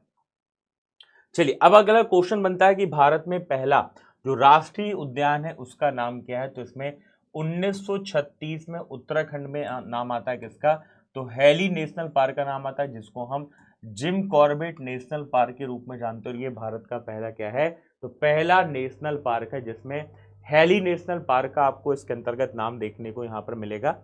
और भारत का सबसे बड़ा नेशनल पार्क कौन सा, यदि ऐसा क्वेश्चन पूछा जाएगा आपसे स्टैटिक फैक्ट में, तो नाम याद रखना हेमिस राष्ट्रीय उद्यान जो कि लद्दाख में है। और सबसे छोटा जो राष्ट्रीय उद्यान है वो है साउथ बटन जो कि अंडमान निकोबार द्वीप समूह के अंतर्गत है। पहला समुद्री राष्ट्रीय उद्यान कौन सा है भैया, या फिर हम बोलेंगे तो इसके अंतर्गत हमारे पास मरीन नेशनल पार्क में कच्छ की खाड़ी का नाम आएगा। और तैरता हुआ नेशनल पार्क कहाँ पर है, तो ये केबुल लमजाओ है जो कि कहाँ पर है, तो ये आपका मणिपुर में है। तो ये भी तथ्य आपको यहाँ पर याद रखना है, जिसके साथ में आपको एक डेटा और पता होना चाहिए कि भारत का 107वां राष्ट्रीय उद्यान कौन सा बन गया है। तो भारत का 107वां जो नेशनल पार्क है वो बन गया है, जिसका नाम है सिमलीपल। और सिमलीपल कहां पर है, तो ये है आपका उड़ीसा में। सिमलीपल कहां पर है, सिमलीपल आपको उड़ीसा के अंतर्गत देखने को यहां पर मिल जाएगा। तो ये तथ्य भी आप लोग यहां पर जरूर याद रखिएगा। चलिए अगला क्वेश्चन आपकी स्क्रीन पर है, जिसके अंतर्गत अभी चर्चा का विषय एक उपग्रह बना हुआ है जिसका नाम है निसार उपग्रह। क्या आपने इसका नाम सुना, और निसार उपग्रह को लॉन्च करने के लिए किस रॉकेट का उपयोग यहां पर किया गया है? आंसर पीएसएलवी अर्थात polar satellite launch vehicle, GSLV, F-16 SSLV या LVM-3, किसका उपयोग किया गया बताइए। और आप सभी की तैयारी कैसी चल रही है ये भी जरूर बताइएगा, क्योंकि दोस्तों बोलते हैं ना कि अब की बार वर्दी पार, क्योंकि वर्दी का जो सपना एक जो होता है ना वो एक इमोशन होता है ना, उसमें हमारी जो है चीजें है ना, फ्यूचर जो है वो हमारा जुड़ जाता है ना। और मैंने देखा है कई बार स्टूडेंट से बोलो ना तैयारी किसकी कर रहे हो, तो वो एक बार एक होता है ना प्राउडली बोलते हैं कि सर हम यहाँ पर खाकी की तैयारी कर रहे हैं। फिर मैटर नहीं करता, क्योंकि देखो ऐसा है नहीं, आप कांस्टेबल यदि टारगेट भी कर रहे हैं तो उसके साथ में यदि एएसआई और उसमें आपकी योग्यता है तो आप वो भी फॉर्म जरूर यहाँ पर फिल करें, उसकी भी तैयारी जरूर करें, उसका भी एग्जाम जरूर दें। ठीक है, तो बिल्कुल ऐसी मेहनत करो, ऐसी पढ़ाई करो, निश्चित तौर पर आप लोग यहाँ पर सफल हो पाएंगे। तो निसार जो उपग्रह है इसको लॉन्च करने के लिए किस रॉकेट का उपयोग किया गया, तो नाम आएगा जीएसएलवी F-16 का। मतलब जिन्होंने इसका आंसर ऑप्शन बी दिया है उनका जवाब बिल्कुल सही है। और सबसे इंपॉर्टेंट क्वेश्चन है, जो निसार उपग्रह है ये इसरो और नासा दोनों का संयुक्त अभियान है, जिसके साथ में इसको नाम क्या दिया गया। देखो यदि मैं निसार की बात करूंगा इसका फुल फॉर्म क्या है, तो इसका नाम दिया गया NASA ISRO synthetic aperture radar, ये इसका फुल फॉर्म। और ये किसके अंतर्गत आएगा, तो ये अर्थ ऑब्जर्वेशन सैटेलाइट के अंतर्गत आएगा, अर्थात एक पृथ्वी अवलोकन उपग्रह के रूप में इसका नाम यहां पर देखने को मिलता है। और इसको सतीश धवन अंतरिक्ष केंद्र श्रीहरिकोटा से GSLV F-16 रॉकेट की सहायता से यहाँ पर प्रक्षेपित किया जाएगा, जिसमें GSLV F-16 का यहाँ पर आपको नाम देखने को मिलता है। किसका नाम मिलेगा? तो GSLV F-16 का यहाँ पर नाम आएगा, जिसके साथ में दोस्तों 25 लगभग 2.5 टन वजनी है ये निसार सैटेलाइट। 12 दिन का इसका सैटेलाइट का स्कैन चक्र आपको देखने को मिलेगा और 748 किलोमीटर पृथ्वी के ऊपर एक से दूसरे ध्रुव तक यह परिक्रमा भी करने वाला है। 3 साल के आसपास इसका हमें दोस्तों जीवन काल मिलेगा और 150 से ज्यादा हाइट यहाँ पर हार्ड ड्राइव निसार के डेटा से यहाँ पर भरने वाला है। और ये दोस्तों सतीश धवन अंतरिक्ष केंद्र का 102 दूसरे नंबर का हमें लॉन्च यहाँ पर देखने को मिल जाता है। इसके साथ में तो इसको धरती का तीसरा नेत्र भी कहा गया है। इसको क्या कहा गया है? तो इसको धरती का तीसरा नेत्र कहा गया है, जिसमें निसार का नाम आपको पृथ्वी को दिन और रात हर मौसम में लगातार मैप करने में यह सक्षम भी होने वाला है। और 12 दिन में एक बार दोस्तों यह उपग्रह पूरे पृथ्वी को स्कैन भी यहाँ पर करने वाला है, जिसमें निसार का नाम हमें इसके अंतर्गत देखने को यहाँ पर मिलेगा। इसमें समुद्री बर्फ का वर्गीकरण, जहाजों का पता लगाना, तट रेखा की निगरानी, ये सब इसके अंतर्गत शामिल है, जिसको निसार यहाँ पर नाम दिया गया। ठीक है, चलिए इसके बाद हम आगे बात करते हैं खेलो इंडिया वाटर स्पोर्ट्स फेस्टिवल के अंतर्गत, जिसके अंतर्गत दोस्तों मध्य प्रदेश ने यहाँ पर इतिहास रचा है। और खेलो इंडिया वाटर स्पोर्ट्स में आप देख रहे हैं कि पहले नंबर पे कौन आया भैया? हमारा मध्य प्रदेश, जिसमें 18 मेडल मध्य प्रदेश लेकर आया, जिसमें 10 गोल्ड मेडल हैं, 3 सिल्वर मेडल हैं और 5 ब्रॉन्ज मेडल खेलो इंडिया वाटर स्पोर्ट्स फेस्टिवल के अंतर्गत दोस्तों मध्य प्रदेश के जो खिलाड़ी उन्होंने इतिहास यहाँ पर रच दिया। इस लिस्ट को आप ध्यान से देखिएगा तो पहले नंबर पे इस लिस्ट में आपको दिखाई दे रहा है दोस्तों मध्य प्रदेश, जिसके अंतर्गत आप देखेंगे 10 गोल्ड मेडल है, 3 सिल्वर मेडल है, 5 ब्रॉन्ज के साथ में टोटल 18 मेडल हमें मध्य प्रदेश के देखने को यहाँ पर मिल रहे हैं। जिसके अंतर्गत दोस्तों हम डल लेक की बात करें, डल लेक के अंतर्गत जम्मू कश्मीर में इसका आयोजन किया गया था, जिसमें खेलो इंडिया वाटर स्पोर्ट्स फेस्टिवल का यहाँ पर हमें नाम देखने को मिलता है। ठीक है, समझ में आ रही बात भैया? बहुत बढ़िया। ये सारा डेटा समझते चलो, शॉर्ट नोट्स के साथ में लिखते भी जरूर आप लोग यहां पर चलिएगा। ठीक है, और इसमें आप मैस्कट देख पा रहे हैं, हिमालयन किंगफिशर, ये आपको जो राइट हैंड साइड पर फोटो दिख रही है हिमालयन किंगफिशर, जो कि इसका मैस्कट था खेलो इंडिया वाटर स्पोर्ट्स फेस्टिवल के अंतर्गत।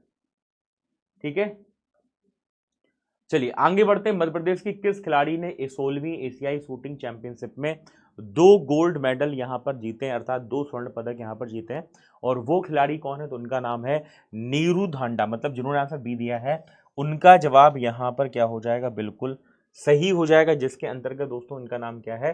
तो कजाकिस्तान में इसका आयोजन हुआ और उसमें नीरू धांडा जो मध्य प्रदेश की बिटिया है, इन्होंने शॉटगन ट्रैप महिला वर्ग की व्यक्तिगत और टीम दोनों प्रतिस्पर्धा में दोस्तों इन्होंने मध्य प्रदेश को गोल्ड मेडल यहां पर दिलाया, जिसमें नाम किसका आएगा?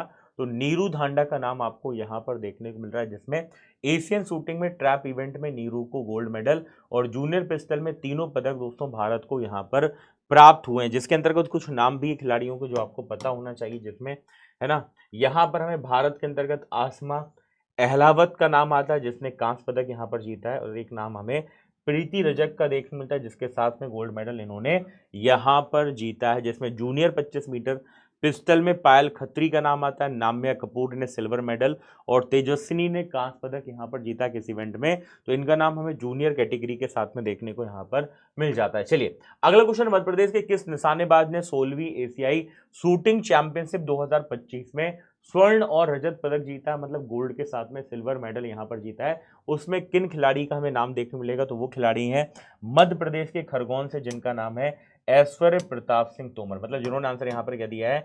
ऑप्शन सी दिया है, उनका जवाब यहां पर बिल्कुल सही हो जाएगा। जिसमें एशियन शूटिंग चैंपियनशिप का आयोजन सिमकेंट में हुआ था, जो कि कजाकिस्तान में, और इसमें दोस्तों ऐश्वर्य प्रताप सिंह ने शानदार प्रदर्शन किया और इन्होंने राइफल 3 जो पोजीशन कैटेगरी थी 50 मीटर कैटेगरी, इसमें इन्होंने स्वर्ण पदक यहां पर प्राप्त किया। तो ये तथ्य भी आप लोग यहां पर याद रखना, नाम इनका ऐश्वर्य प्रताप सिंह। ठीक है, चलिए अगला क्वेश्चन काफी महत्वपूर्ण है। 2025 का जो राष्ट्रीय पुरस्कार मिला है दोस्तों, शिक्षक पुरस्कार, ये मध्य प्रदेश के कितने शिक्षकों को यहां पर प्राप्त हुआ है? उसमें किनका किनका हमें नाम देखने को यहाँ पर मिलेगा। तो मध्य प्रदेश के अंतर्गत दोस्तों 5 सितंबर को शिक्षक दिवस था और इस उपलक्ष्य में श्रीमती शीला पटेल और भैरूलाल उसारा को राष्ट्रीय शिक्षक पुरस्कार से सम्मानित किया गया, जिसमें पूरे भारत से 45 शिक्षकों का चयन यहाँ पर किया गया था और उसमें मध्य प्रदेश के 2 शिक्षक है, शीला पटेल और भैरूलाल उसारा, जिनको यहाँ पर सम्मानित किया गया है। जिसमें आप देख पा रहे हैं, यदि मैं शीला पटेल की बात करूंगा तो इनका संबंध आपको दमोह जिले के अंतर्गत देखने को यहाँ पर मिलता है और यदि मैं आगर मालवा के अंतर्गत बात करता हूँ तो माध्यमिक शिक्षक में भैरूलाल उसारा का नाम आता है, जिनको सम्मानित किया गया है। ठीक है, समझ में आ रही बात? चलिए याद रखिएगा। अगला क्वेश्चन है, मध्य प्रदेश का पहला कंजर्वेशन रिजर्व यहाँ पर कौन सा बन गया, जो काफी ज्यादा चर्चा का विषय यहाँ पर बना हुआ। क्या वो नर्मदा कंजर्वेशन रिजर्व है, ताप्ती है, सतपुड़ा, या फिर नाम आता है हमारा तवा कंजर्वेशन रिजर्व का? वैसे आप इतना याद रखना, जब मध्य प्रदेश के अंतर्गत आप रामसर साइट्स की बात करते हैं तो उसमें तवा जलाशय का नाम आता है रामसर साइट्स में। और आपको ये भी याद रखना है, भारत में जो टोटल रामसर साइट्स हो गई हैं वो कितनी हो गई, अब 93 हो गई है। पहले इनकी संख्या 91 थी, लेकिन रिसेंटली बिहार से भी रामसर साइट्स यहाँ पर ऐड हो गई हैं। और यदि मैं तवा जलाशय की बात करूंगा तो इसका जो संबंध है वो में इटारसी नर्मदापुरम के अंतर्गत देखने को मिलता है। तो ये तथ्य भी आप लोग यहाँ पर जरूर याद रखना। और मध्य प्रदेश का जो पहला कंजर्वेशन रिजर्व बन गया है वो बन गया ताप्ती कंजर्वेशन रिजर्व। मतलब जिन्होंने आंसर यहाँ पर बी दिया है उनका जवाब बिल्कुल यहाँ पर सही होगा, जिसमें इसका जो संबंध है वो हमें बैतूल जिले के अंतर्गत देखने को मिलता है। यहाँ पर मध्य प्रदेश शासन ने गैजेट के अंतर्गत इसका नोटिफिकेशन भी यहाँ पर जारी कर दिया, जैसे मध्य प्रदेश सरकार के अंतर्गत दोस्तों बैतूल जिले में ताप्ती कंजर्वेशन का नाम हमें इसके अंतर्गत देखने को यहाँ पर मिलता है। इसके साथ ही बात करेंगे, वन और वन्यजीव हमारी धरोहर के रूप में है और इसके साथ में उन्होंने बोला है डॉक्टर मोहन यादव जी ने कि जो पर्यटन स्थानीय रोजगार उसको विशेष तरीके से बढ़ावा इसके माध्यम से यहाँ पर मिलने वाला है। चलिए अगला क्वेश्चन, मध्य प्रदेश के सबसे लंबे फ्लाईओवर का हाल ही में किस शहर में उद्घाटन किया गया? वो इंदौर है, भोपाल है, जबलपुर है, या फिर नाम आता है आपका ग्वालियर का, है ना। मध्य प्रदेश के सबसे लंबे फ्लाईओवर का हाल ही में किस शहर में उद्घाटन किया गया? बताओ भैया क्या होगा इस क्वेश्चन का आंसर, बताइए। विकल्प ध्यान पूर्वक पढ़िए, समझिए और इसके बाद में आंसर दीजिए। बताइए। और इसके अंतर्गत जिन्होंने आंसर क्या दिया है ऑप्शन सी अर्थात जबलपुर दिया है, उनका जवाब यहां पर बिल्कुल सही होगा। जिसमें अभी हाल ही में जबलपुर में मध्य प्रदेश का सबसे लंबा फ्लाईओवर का उद्घाटन किया गया, जिसमें single span cable span bridge भी इसके अंतर्गत शामिल है, जिसके अंतर्गत ये फोटो भी आप यहाँ पर स्क्रीन के माध्यम से देख पा रहे हैं, जिसमें जबलपुर में मध्य प्रदेश का सबसे लंबा फ्लाईओवर का उद्घाटन हाल ही में रिसेंटली दोस्तों यहाँ पर किया गया, जो लगभग 7 किलोमीटर लंबा है। और ये फ्लाईओवर मदन महल से दमोह नाका के बीच में यात्रा का जो समय है उसको घटाकर 6 से 7 मिनट कर देगा, जिसमें पहले आपको 45 से 50 मिनट लगते थे, अब ये 6 से 7 मिनट में ये समय में दोस्तों यहाँ पर चीजें पूरी हो पाएंगी। जिसमें फ्लाईओवर की बात करेंगे तो फ्लाईओवर की एक प्रमुख विशेषता आपको रेलवे लाइन पर बना 192 मीटर लंबा single span cable spread bridge आपको इसके माध्यम से यहाँ पर देखने को मिल जाता है, जिसके अंतर्गत इसकी जो आधारशिला है वो फरवरी 2019 में यहाँ पर रखी गई थी और इस परियोजना के पूरे होने में लगभग 6 साल का समय यहाँ पर लग गया है। चलिए अगला क्वेश्चन, कौन सा बाघ अभ्यारण्य भारत का दूसरा सबसे बड़ा बाघ अभ्यारण्य बन गया है? मतलब यदि मैं बात करूंगा भारत के सेकेंड बिगेस्ट टाइगर रिजर्व की, तो अभी उसके अंतर्गत हमें किसका नाम देख मिलता है जो भारत का दूसरा सबसे बड़ा बाघ अभ्यारण्य बन गया? तो वो है दोस्तों सुंदरबन। और सुंदरबन जो बाघ अभ्यारण्य ये कहाँ पर है? तो ये है पश्चिम बंगाल में। मतलब जिन्होंने इस क्वेश्चन का आंसर डी दिया है उनका जवाब यहाँ पर बिल्कुल सही हो जाएगा, जिसमें भी हाल ही में पश्चिम बंगाल में दोस्तों सुंदरबन जो है ये भारत का दूसरा सबसे बड़ा बाघ अभ्यारण्य बन गया। अब मेरा क्वेश्चन आप सभी से, तो आप मुझे बताओ भारत का सबसे बड़ा जो टाइगर रिजर्व है वो कौन सा है? तो याद रखना, पहले मैं सुंदरबन की बात करूंगा तो पहले इसका क्षेत्रफल लगभग 1044 था, लेकिन अब ये बढ़कर 3629 वर्ग किलोमीटर यहाँ पर हो गया। और यदि मैं सबसे बड़े यहाँ पर टाइगर रिजर्व की बात करता हूँ वो आंध्र प्रदेश का नागार्जुन सागर श्रीशैलम है, नागार्जुन सागर श्रीशैलम है। अगला क्वेश्चन आता है डूरंड कप 2025 का जो खिताब है यह किस टीम ने यहाँ पर जीता है? मोहन बागान है, Bengaluru FC, north east United है, या फिर केरला ब्लास्टर का नाम आता है जब हम बात करेंगे डूरंड कप 2025 की। और आपको पता है कि डूरंड कप है, इसका संबंध हमें किस गेम से मिलता है? तो वो है आपका फुटबॉल। फुटबॉल से संबंधित ये कप है जिसको हम डूरंड कप के रूप में यहाँ पर जानते हैं। तो बताइए भैया क्या होगा इस क्वेश्चन का आंसर? डूरंड कप 2025 का जो खिताब है ये किस टीम ने यहाँ पर जीता है? बताओ भैया, सभी लोग आंसर दीजिए। भले समय ले लो लेकिन एक्यूरेसी के साथ में आप सभी लोग बिल्कुल यहाँ पर आंसर दीजिएगा। बहुत बढ़िया।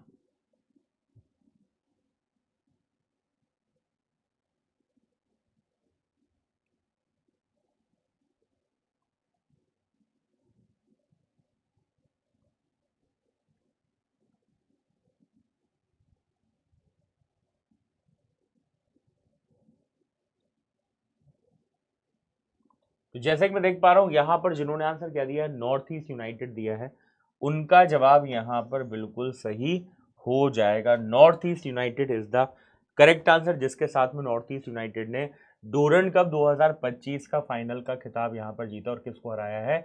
तो डायमंड हार्बर को यहां पर हराया है। और आपको बता दी, मैं फुटबॉल की बात करता हूँ, फुटबॉल का रेगुलेटर कौन होता है, कौन सी संस्था है जो फुटबॉल के रेगुलेटर के रूप में जानी जाती है? वो है फीफा। फीफा का गठन कब हुआ था? 1904 में इसका गठन हुआ था। और इसका जो हेड ऑफिस है वो कहां पर है? तो जुरिक में। जुरिक कहां पर है? तो ये है आपका स्विट्जरलैंड।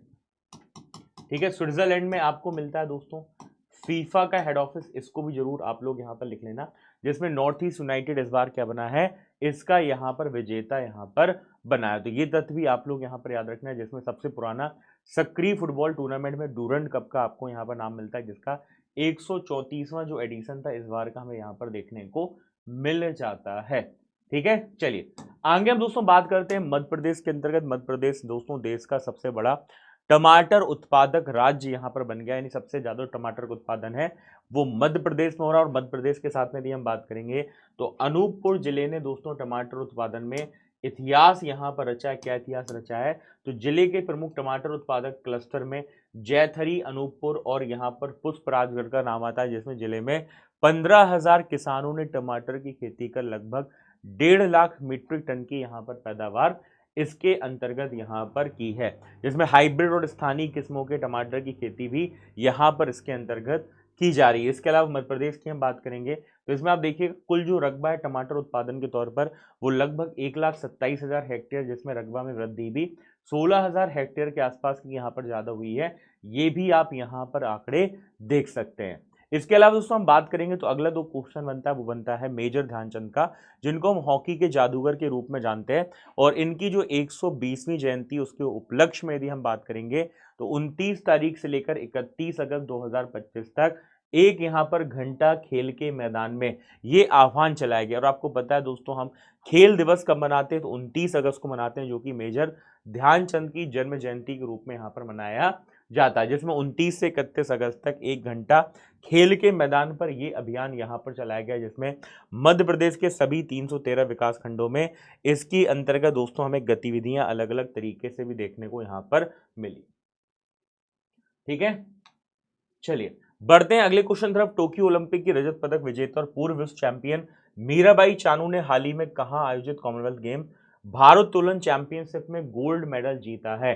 काफी महत्वपूर्ण क्वेश्चन। और इसके अंतर्गत आंसर हमारा हो जाएगा दोस्तों अहमदाबाद। क्या हो जाएगा? अहमदाबाद। और अहमदाबाद में ही दोस्तों यहां पर मीराबाई चानू के द्वारा कॉमनवेल्थ गेम्स भारोत्तोलन चैंपियनशिप में गोल्ड मेडल यहां पर जीता गया है, जिसके अंतर्गत हम बात करते हैं नाम आता है मीराबाई चानू का। और इन्होंने अहमदाबाद में कॉमनवेल्थ गेम्स में भारोत्तोलन चैंपियनशिप में गोल्ड मेडल यहां पर जीतकर इतिहास रच दिया है, जिसमें ग्लासगो में जो 2026 का राष्ट्रमंडल खेल होगा उसमें सीधे क्वालिफाई इनके द्वारा यहां पर कर लिया गया है। दोस्तों कई बार आपने देखा होगा परीक्षा में ऐसे प्रश्न भी पूछे जाते हैं कि पहला जो गेम है वो कहां पर हुआ। जैसे मैं यहाँ पर 2-3 डेटा की बात करता हूँ, जैसे पहले ओलंपिक खेल है इनका आयोजन कहां पर हुआ था। तो यदि ऐसा क्वेश्चन पूछा जाए कि पहला ओलंपिक जो खेल है इनका आयोजन कहां पर हुआ था, 1896 में, याद रखना किसके अंतर्गत नाम आएगा? एथेंस ग्रीस का नाम आएगा।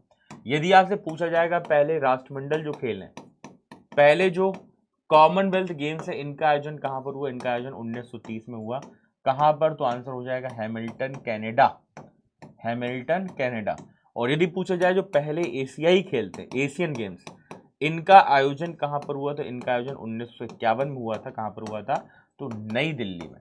तो ऐसे क्वेश्चन भी कई बार पूछ लिए जाते हैं, इसलिए इन डेटा को भी आप लोग यहाँ पर जरूर याद रखना। और 2024 में जो हमारे ओलंपिक हुए थे वो पेरिस में हुए थे, पेरिस ओलंपिक हुए थे, जिसमें एक सिल्वर मेडल कौन लेकर आए थे? नीरज चोपड़ा लेकर आए थे, जो 2020 में टोक्यो ओलंपिक में भारत को गोल्ड मेडल यहाँ पर दिलाए थे।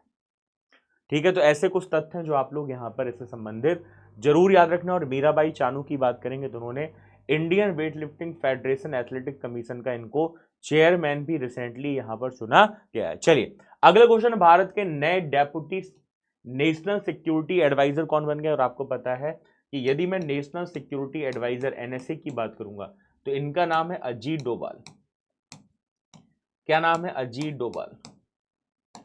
ये है दोस्तों भारत के राष्ट्रीय सुरक्षा सलाहकार। लेकिन यहां पर क्वेश्चन बन रहा है कि डेप्यूटी नेशनल सिक्योरिटी एडवाइजर कौन बन गए हैं? तो ये है अनीस दयाल सिंह, जो कि सीआरपीएफ के पैरामिलिट्री फोर्स के पूर्व अध्यक्ष भी यहां पर रह चुके हैं। तो ये तथ्य भी आप लोग यहां पर जरूर याद रखिएगा। चलिए अगला क्वेश्चन आता है मिलिट्री एक्सरसाइज, जिसमें नाम आता है अभ्यास मैत्री का।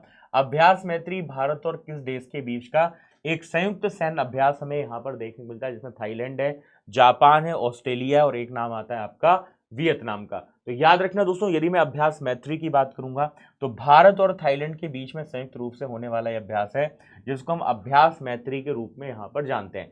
यदि आपसे यहां पर पूछा जाए एक्सरसाइज हैंड इन हैंड, ये किसके बीच में? तो इसमें नाम आएगा भारत और चाइना। और यदि आपसे पूछा जाए सूर्य किरण अभ्यास, ये किन दो देशों के बीच में मिलता है? तो इसमें नाम आएगा भारत और नेपाल। ये भी आपको डेटा यहां पर याद रखना है।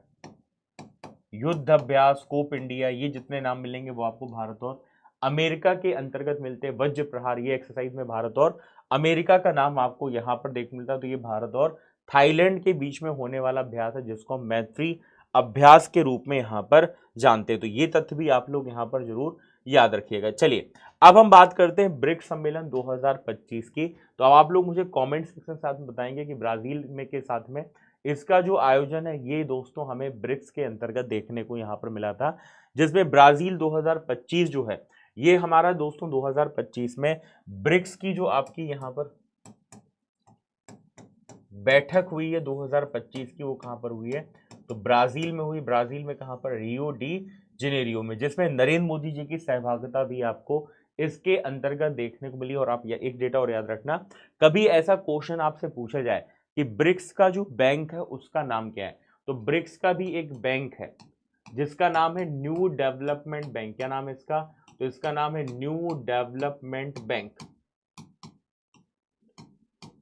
एनडीबी। ये है ब्रिक्स का बैंक, जिसको हम एनडीबी के रूप में जानते हैं। ये डेटा आप यहां पर याद रखना, जिसका हेड ऑफिस कहां पर है? चाइना के संघाई शहर में है। और ब्राजील, रसिया, इंडिया, चाइना, साउथ अफ्रीका के द्वारा इस बैंक को स्थापित किया गया था, जिसमें दिल्मा रूसेफ जो ब्राजील की पूर्व राष्ट्रपति, ये वर्तमान में एनडीबी की अध्यक्ष 2014 में फोर्थ लेजर सम्मेलन हुआ था ब्राजील में, वहां पर ब्रिक्स के बैंक के गठन की यहाँ पर बात की गई थी, जिसको हम न्यू डेवलपमेंट बैंक के रूप में यहां पर जानते हैं। तो ये तथ्य भी आप लोग यहां पर याद रखना। और अब क्वेश्चन बनता है कि ब्राजील के राष्ट्रपति कौन है? तो इनका नाम है लूला दा सिल्वा, जिन्होंने इस सम्मेलन की मेजबानी की। क्योंकि याद रखना, ब्रिक्स का कभी भी कोई अध्यक्ष नहीं होता, जहां पर इसका सम्मेलन होता है वही देश इसका यहां पर प्रमुख बन जाता है, जिसके अंतर्गत अब दोस्तों 2026 में याद रखना है इसका जो सम्मेलन है ब्रिक्स का, ये कहां पर होगा? तो इसका आयोजन भारत यहां पर होस्ट करने वाला है। तो ये तथ्य भी आप यहां पर जरूर याद रखिएगा। चलिए अगला क्वेश्चन, राष्ट्रपति डोनाल्ड ट्रंप ने भारत में अगले अमेरिकी राजदूत के रूप में किनको नियुक्त किया है, जो कि भारत में अमेरिका के राजदूत के रूप में यहां पर नियुक्त किए गए हैं? और उसके साथ में आप याद रखना नाम क्या आएगा? तो नाम आएगा सर्जियो गोर का। ठीक है, जो क्या बन गए? भारत में अगले अमेरिकी राजदूत यहां पर बन गए। ठीक है।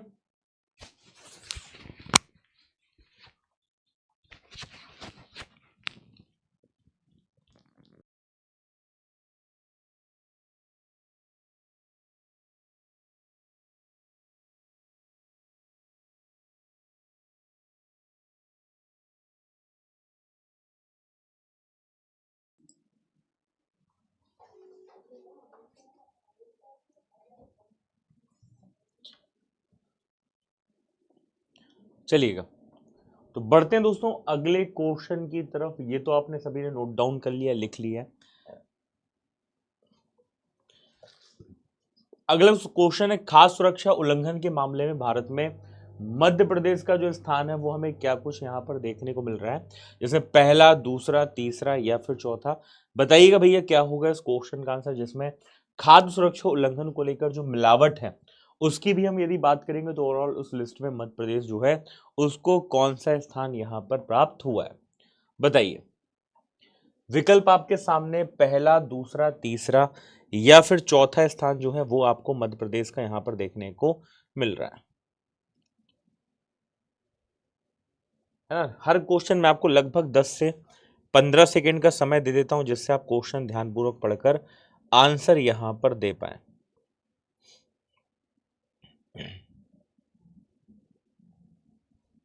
पहला, दूसरा, तीसरा या चौथा, तो याद रखना खास सुरक्षा उल्लंघन की बात करेंगे तो इसमें भारत में जो मध्य प्रदेश है उसको तीसरा स्थान यहां पर मिला है। मतलब जिन्होंने आंसर यहां पर सी दिया है उनका जवाब बिल्कुल सही, जिसमें प्रताप राव जाधव जो कि स्वास्थ्य एवं परिवार कल्याण राज्य मंत्री, उन्होंने बताया कि औसतन 7 खाद्य मिलावट के मामले हैं जो मध्य प्रदेश के अंतर्गत यहां पर मिलते हैं, और मध्य प्रदेश जो है भारत में उत्तर प्रदेश और राजस्थान के बाद में तीसरे नंबर पे आता है।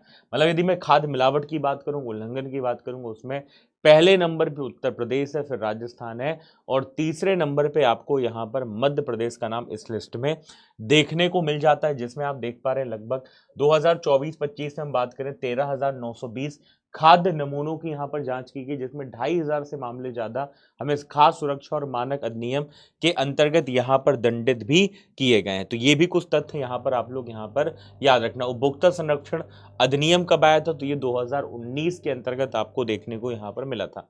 अगला क्वेश्चन, यूक्रेन के नए प्रधानमंत्री के रूप में किनकी नियुक्ति यहां पर हुई है। तो यूक्रेन के नए प्रधानमंत्री कौन बन गई हैं, तो इनका नाम है यूलिया सिवरीडेंको। मतलब जिन्होंने आंसर यहां पर सी दिया है उनका जवाब बिल्कुल सही, जबकि आपको पता है यूक्रेन के राष्ट्रपति कौन है, तो उनका नाम व्लादिमीर जेलेंस्की। ठीक है, यूलिया सिवरीडेंको कौन है, तो ये यूक्रेन के नए प्रधानमंत्री यहां पर बन गई हैं। आगे हम बात करते हैं मध्य प्रदेश की, तो मध्य प्रदेश में अटल पेंशन योजना में फिर से मध्य प्रदेश ने यहां पर कीर्तिमान रचा, जिसमें आयुष्मान कार्ड निर्माण अभियान में बालाघाट आपको अव्वल यहां पर देखने को मिल रहा है, जिसमें आप देख रहे हैं बालाघाट में 81% के साथ में आपको प्रदेश में प्रथम स्थान है। बैतूल दूसरे नंबर पे, अनूपपुर तीसरे नंबर पे इस लिस्ट में आपको देखने को मिल रहा है, जिसमें 60 वर्ष की आयु के बाद में निश्चित पेंशन का भरोसा इसके अंतर्गत आपको देखने को यहां पर मिल रहा है, जिसमें देश के टॉप 10 जिलों में मध्य प्रदेश की बात करें तो मध्य प्रदेश के 10 जिले यहां पर शामिल, और बालाघाट जिले ने देश भर में पहला स्थान इसके माध्यम से यहां पर प्राप्त किया, जिसमें बालाघाट, श्योपुर, अलीराजपुर, उज्जैन, अनूपपुर, उमरिया, इन सभी का याद रखना। और आपको पता है अब जो अलीराजपुर है ये बन गया है आलीराजपुर। ठीक है, कि जो अलीराजपुर है इसका नया नाम क्या हो गया, तो इसका नया नाम हो गया है आलीराजपुर। ये भी आपको यहां पर याद होना चाहिए। चलिए अगला क्वेश्चन है, विश्व शतरंज दिवस अर्थात वर्ल्ड चेस डे ये प्रत्येक वर्ष दोस्तों किस तारीख को मनाया जाता है, ये यहां पर आपसे पूछा जाता है, तो याद रखना। इसके साथ में जो इसका यहां पर दोस्तों हमें दिवस मिलेगा वो मिलता है 20 जुलाई के साथ में। मतलब जिन्होंने आंसर यहां पर बी दिया है उनका जवाब बिल्कुल सही, और आपको पता है इसके अंतर्गत जो संस्था काम करती है उसका नाम है फिडे, और फिडे का जो गठन हुआ था वो 20 जुलाई के अंतर्गत ही हमें देखने को मिला था। कब भैया, 1924 में। 1924 में जो शतरंज को लेकर दोस्तों यहाँ पर संस्था है जिसको हम फिडे के रूप में जानते हैं, अंतर्राष्ट्रीय शतरंज संघ के रूप में जानते हैं, इसका गठन कब हुआ था, तो इसका गठन 20 जुलाई 1924 में हुआ था। इसका हेड ऑफिस कहां पर, लुसाने स्विट्जरलैंड, आपको इसका हेड ऑफिस यहां पर देखने को मिल जाता है। चलिए अगला क्वेश्चन है, टेस्ला ने भारत में अपना पहला फिजिकल शोरूम यहां पर कहां शुरू किया, जिसमें अब यहां पर टेस्ला की जो कारें हैं वो भी उपलब्ध यहां पर हो पाएंगी, जिसमें दिल्ली है, बेंगलुरु है, मुंबई है, या फिर आपके पास में यहां पर विकल्प आ रहा है दोस्तों हैदराबाद। बताइए क्या होगा इस क्वेश्चन का आंसर, जिसमें टेस्ला ने भारत में अपना पहला फिजिकल दोस्तों शोरूम जो है स्टार्ट कर दिया है। उसके साथ में आंसर आपको यहां पर बताना है भैया, आंसर इस क्वेश्चन का यहां पर क्या होगा। ठीक है, बताइए। ठीक है। और जिन्होंने इस क्वेश्चन का आंसर क्या दिया, जिन्होंने इस क्वेश्चन का आंसर मुंबई दिया है, उनका जवाब बिल्कुल सही। और यदि मैं टेस्ला की बात करूंगा तो टेस्ला के सीईओ कौन है, चीफ एग्जीक्यूटिव ऑफिसर कौन है, तो आप इनकी फोटो देख पा रहे हैं, ये है एलन मस्क, जो कि टेस्ला के आपको सीईओ के रूप में यहाँ पर देखने को मिलते हैं। जिसमें इलेक्ट्रिक कार निर्माता कंपनी टेस्ला जो है, इसने भारत में भी एंट्री कर ली। और मुंबई के अंतर्गत हम बात करेंगे तो मुंबई के बीकेसी में दोस्तों इसने अपना पहला जो शोरूम है यहाँ पर लॉन्च किया है, जो कि मुंबई में बांद्रा कुर्ला कॉम्प्लेक्स के मेकर मैक्सिटी मॉल में यहाँ पर ओपन हुआ, जिसमें मुख्यमंत्री देवेंद्र फडणवीस की उद्घाटन समारोह में उपस्थिति भी आपको देखने मिलती है। और ये आप फोटो इस शोरूम की यहाँ पर देख पा रहे हैं, जिसमें टेस्ला के अंतर्गत दोस्तों यहाँ पर आपको फोटो देखने को भी मिल जाती है। ठीक है, ये आप देख सकते हैं टेस्ला की इलेक्ट्रिक कार भी आपको यहाँ पर दिखाई दे रही है, जिसमें इसका जो वाई एसयूवी मॉडल है इसने कंपनी में शुरुआत की है, जिसमें लगभग इसकी जो बेस मॉडल कीमत है वो 60 लाख रुपए के आसपास देखने मिल रही है। उसकी जो वेरिएंट वैल्यू है आपकी मॉडल की वो लगभग 75 लाख से यहाँ पर शुरू है। चलिए अगला क्वेश्चन, अंतर्राष्ट्रीय चंद्र दिवस कब मनाया जाता है, जिसको हम इंटरनेशनल मून डे के रूप में यहाँ पर जानते हैं। तो इंटरनेशनल जो मून डे है ये कब मनाया जाता है, तो याद रखना यहाँ पर आपको तारीख मिल जाएगी 20 जुलाई, 20 जुलाई को यह दिवस हम यहाँ पर मनाते हैं, जिसमें 2021 में संयुक्त राष्ट्र महासभा अर्थात यूनाइटेड नेशन जनरल असेंबली के द्वारा यहाँ पर ये डेट भी डिसाइड की गई। तो इसके साथ में आपको बताया कि पहली बार मानव ने चंद्रमा पर कदम कब रखा था, तो वो डेट आपकी ईयर मिलती 1969 का, 1969 का, जब अपोलो 11 के द्वारा पहली बार चंद्रमा पर दोस्तों मानव लैंडिंग हमें यहां देखने को मिली थी। किसके द्वारा, तो अपोलो 11 का यहां पर नाम आता है। और इसके साथ में इंटरनेशनल जो मून डे है उसकी इस बार की थीम क्या है, तो केवल आप इतना याद रख सकते हैं, वन मून वन विजन, एक चंद्रमा एक दृष्टि, ये हमें मिल जाती है दोस्तों 2025 की इसके अंतर्गत थीम। ये डेटा याद रखना है। पहला इसका उत्सव हमने 20 जुलाई 2022 को यहाँ पर आयोजित किया था। और आपको पता होना चाहिए ये जो डेट है ना 20 जुलाई 1969 की, ये वो तारीख है जब नील आर्मस्ट्रॉन्ग सबसे पहले कहां पर गए थे, मून में गए थे। इनके साथ में यदि बात करेंगे तो बेज एल्ड्रिन का नाम आता है, जो कि चंद्रमा में सबसे पहले यहाँ पर पहुंचे थे। और इसके साथ में नील आर्मस्ट्रॉन्ग का आपको नाम यहाँ पर जरूर याद रखना है। ठीक है, इसके साथ में दोस्तों हम बात करेंगे तो यहाँ पर अंतरिक्ष का मैग्ना कार्टे के तौर पर शांतिपूर्ण अंतरिक्ष गतिविधियों की नींव जो है बाह्य अंतरिक्ष संधि हमें 1967 में इसके अंतर्गत भी देखने को यहाँ पर मिल जाती, जिसके अंतर्गत आप ये फोटो देख सकते हैं, इसमें नील आर्मस्ट्रॉन्ग की आपको फोटो भी दिखाई दे रही है। अब क्वेश्चन ये बनता है कि नेशनल स्पेस डे कब मनाया जाता है, अर्थात राष्ट्रीय अंतरिक्ष दिवस कब मनाया जाता है, ये भी आपके लिए बहुत इंपॉर्टेंट है। तो याद रखना जो राष्ट्रीय अंतरिक्ष दिवस है, राष्ट्रीय जो अंतरिक्ष दिवस है ये किस घटना से जुड़ा हुआ है और ये हम कब मनाते हैं, तो यह दिवस हम 23 अगस्त को मनाते हैं, जिसके साथ में यहाँ पर नाम आता है हमारा मिशन चंद्रयान 3। चंद्रयान 3 की सफलता पूर्वक दोस्तों जो लैंडिंग है वो आपको 23 अगस्त के अंतर्गत देखने को मिली थी। और इसके साथ में उस पॉइंट का नाम क्या था जहां पर सफलता पूर्वक लैंडिंग हुई थी, उसको नाम रखा गया था शिव शक्ति। क्या नाम रखा गया था, शिव शक्ति यहाँ पर नाम रखा गया था।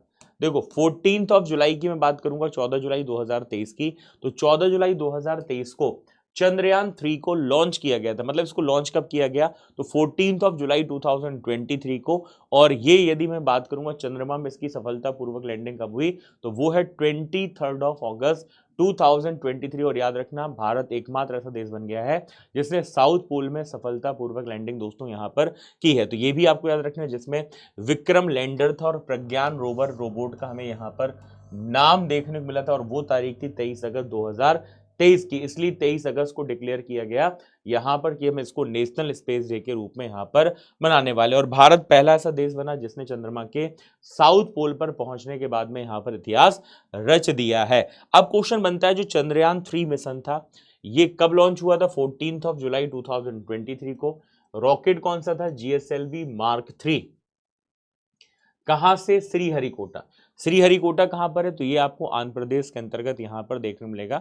इसका जो बजट था लगभग हमें 615 करोड़ रुपए के आसपास देखने को मिला, जिसमें चंद्रयान 3 का आपको नाम यहां पर देखने को मिलता है। चलिए अगला क्वेश्चन, हाल ही में कौन सा वो राज्य है जो देश का तीसरा सबसे बड़ा पुष्प उत्पादक राज्य यहां पर बन गया? Which Indian state became the third largest flower producer in the country? जिसमें महाराष्ट्र है, तमिलनाडु है, मध्य प्रदेश है या फिर कर्नाटक का नाम आएगा। तो याद रखना, देश का तीसरा सबसे बड़ा पुष्प उत्पादक जो राज्य बन गया है वो बन गया है हमारा प्यारा सुंदर मध्य प्रदेश। मतलब जिन्होंने इसका आंसर सी दिया है उनका जवाब यहां पर बिल्कुल सही, और मध्य प्रदेश भारत का तीसरा सबसे बड़ा पुष्प उत्पादक राज्य यहां पर बन गया है। जिसमें राज्य में मध्य प्रदेश की हम बात करेंगे तो लगभग 27 लाख हेक्टेयर बागवानी जो है ये कहां पर होती है, ये आपको मध्य प्रदेश के अंतर्गत मिल जाती है, जिसमें 42,000 हेक्टेयर क्षेत्र में पुष्पों की खेती होती है।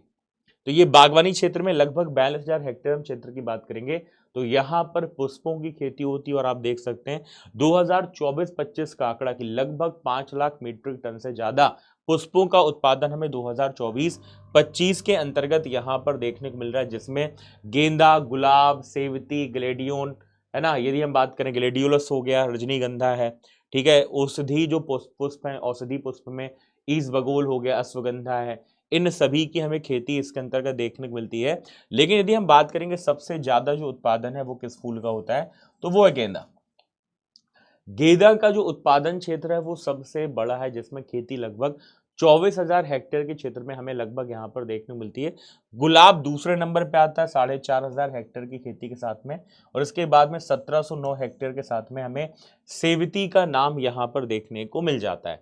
आगे दोस्तों हम बात करेंगे मध्य प्रदेश के खिलाड़ियों के द्वारा फिर से यहाँ पर इतिहास रचा गया है, जिसमें कजाकिस्तान में 16वीं एशियाई शूटिंग शॉटगन चैंपियनशिप में मध्य प्रदेश खेल अकादमी की प्रतिभाओं का हमें उत्कृष्ट प्रदर्शन मिलता है। जिसमें आप फोटो देख पा रहे हैं दोस्तों, यहाँ पर हमें एक नाम मिलता है मानसी रघुवंशी का, जिन्होंने जूनियर महिला वर्ग की शॉटगन स्कीट स्पर्धा में यहाँ पर स्वर्ण पदक जीता है। और एक नाम आता है ज्योतिरादित्य सिंह सिसोदिया का, जिन्होंने जूनियर पुरुष वर्ग के स्कीट इवेंट में कांस्य पदक यहाँ पर प्राप्त किया है। तो ये भी आप इनकी फोटो इस लिस्ट के साथ में यहाँ पर देख पा रहे होंगे। इसके अलावा हम दोस्तों बात करेंगे तो अगला नाम आता है मध्य प्रदेश में बनेगा युद्ध टैंक रिपेयरिंग हब, जिसमें प्रदेश में देश की तीसरी base battle tank overhaul facility की सुविधाएं आपको मिलने वाली। और ये डेटा दोस्तों हमें मध्य प्रदेश में जबलपुर के अंतर्गत मिलता है, जिसमें जबलपुर में जल्द ही भारत सेना के T-90 और T-72 जैसे मुख्य युद्धक टैंकों का ओवरहॉल यहां पर शुरू होने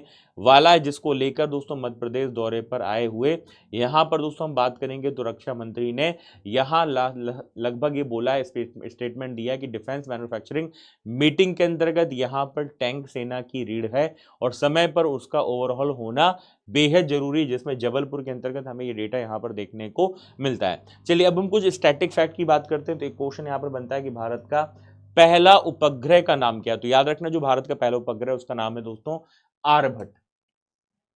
कब लॉन्च हुआ था? तो इसमें नाम आता है 1975 का, जो कि भारत का पहला उपग्रह के रूप में जाना जाता है। जबकि सोवियत संघ से यदि मैं कॉस्मोस 3M रॉकेट की बात करूंगा, इसके द्वारा इसे कक्षा में यहां पर भेजा गया था। तो भारत का पहला उपग्रह कौन सा? तो उसका नाम है आर्यभट्ट, जिसका हमें ईयर मिलता है 1975 का। तो ये तथ्य भी आप लोग यहां पर याद रखना। इसके बाद हम बात करते हैं दोस्तों अंतरिक्ष में जाने वाले पहले भारतीय कौन? तो इनका नाम है राकेश शर्मा। ठीक है, राकेश शर्मा की बात करूंगा तो इनका जो ईयर हमें मिलता है वो मिलता है 1984 का, 1984, जिसमें सोवियत संघ के साथ में इंटर कॉस्मस जो कार्यक्रम था उसके तहत अंतरिक्ष में जाने वाले ये क्या बने हैं दोस्तों? पहले भारतीय यहां पर बन गए। तो ये तथ्य भी आप लोग यहां पर जरूर याद रखना है। इसके बाद दोस्तों हमारे चंद्रयान 3 के, देखो अभी हमने डिस्कस किया, लेकिन उससे पहले भी चंद्रयान के मिशन थे जो कि चंद्रयान सेकेंड सफल तो नहीं हो पाया, लेकिन चंद्रयान 3 सफल हो गया जो हमने डिस्कस किया। लेकिन इससे पहले भी जो चंद्रयान के मिशन हमारे थे चंद्रमा के, वो थे चंद्रयान फर्स्ट, जो कि आपको 22 अक्टूबर 2008 में देखने को मिला था। इसने दोस्तों जो इसकी सबसे महत्वपूर्ण खोज थी वो थी चंद्रमा पर पानी है या नहीं है, इसको लेकर इसने मिशन यहां पर जो उसका उद्देश्य था इसको पूरा किया था, जिसके साथ में इसका संपर्क 2009 में यहां पर क्या हो गया था? ब्रेक हो गया था। ठीक है, इसके बाद अगला नाम आता है चंद्रयान सेकेंड का, जो कि 22 जुलाई 2019 में क्या किया गया था? ये लॉन्च किया गया था, जिसमें चंद्रयान सेकेंड का आपको यहां पर इसके अंतर्गत नाम देखने को मिलता है। तो ये तथ्य भी आप लोग यहां पर याद रखिएगा।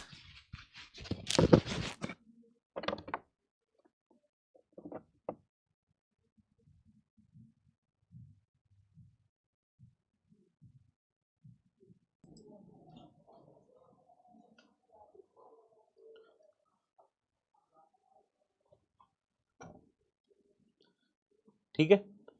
तो चंद्रयान फर्स्ट की हमने बात की, चंद्रयान फर्स्ट का जो हमें टाइम मिलता है, डेट मिलता है, वो है आपका 2008 का। जब हम चंद्रयान सेकेंड की बात करेंगे तो 22 जुलाई 2019 की हमें ये तारीख मिलती है। अब एक महत्वपूर्ण तथ्य और बनता है, वो है आपका मंगलयान मिशन, है ना। ये मार्स ऑर्बिट मिशन है जिसको हम मॉम के रूप में जानते हैं। इसमें आप यदि फोटो ध्यान से देखेंगे तो इसके अंतर्गत आपको एक जानकारी यहां पर प्राप्त होगी कि भैया भारत एकमात्र ऐसा देश बन गया है जिसने, है ना, बहुत कम लागत के साथ में यदि हम बात करेंगे तो मार्स के ऑर्बिट यानी कक्षा में यहां पर प्रवेश किया है, जिसके अंतर्गत आप फोटो भी देख सकते हैं जिसमें आपको मिल रहा है। मंगलयान की बात करेंगे तो हम कहां पर थे, तो हम थे ऑर्बिट में, कक्षा में। और कक्षा में होकर हम क्या कर सकते हैं, फोटो कैप्चर कर सकते हैं, है ना। वहां पर पर्यावरण देख सकते हैं, कौन कौन सी गैसेस हमें इसके अंतर्गत मार्स में देखने को मिल रही है मंगलयान के अंतर्गत। और यदि हम दोस्तों यहाँ पर बात करेंगे मॉम की, तो एक क्वेश्चन यहां पर यह भी बन सकता है कि जो आपका मंगलयान मिशन था ये कब लॉन्च किया गया था, तो ये 5 नवंबर 2013 को लॉन्च किया गया था, है ना। तो हम कहां पर है, हम ऑर्बिट में, याद रखना हम कहां पर हैं, तो हम कक्षा में थे और कक्षा में हम इस तरीके से यहां पर रोटेट कर रहे थे। तो ये आपका सैटेलाइट है जिसको हम यहां पर मंगलयान के रूप में यहां पर जानते हैं। तो ये भी डेटा आप लोग यहां पर जरूर याद रखिएगा, ठीक है, याद रखोगे भैया,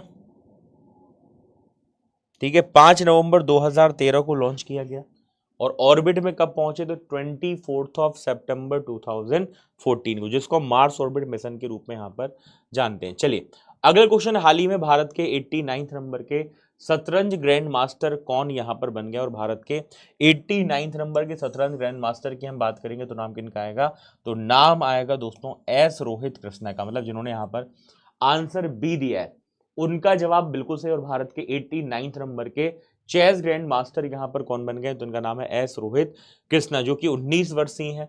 और ये दोस्तों भारत के 89 नंबर के हमें शतरंज ग्रैंड मास्टर या फिर 85 हमें पुरुष खिलाड़ी के रूप में यहां पर देखने को मिल जाते हैं। ये भी डेटा आप यहां पर इससे पहले याद रखना, काफी इंपॉर्टेंट है भैया, है ना।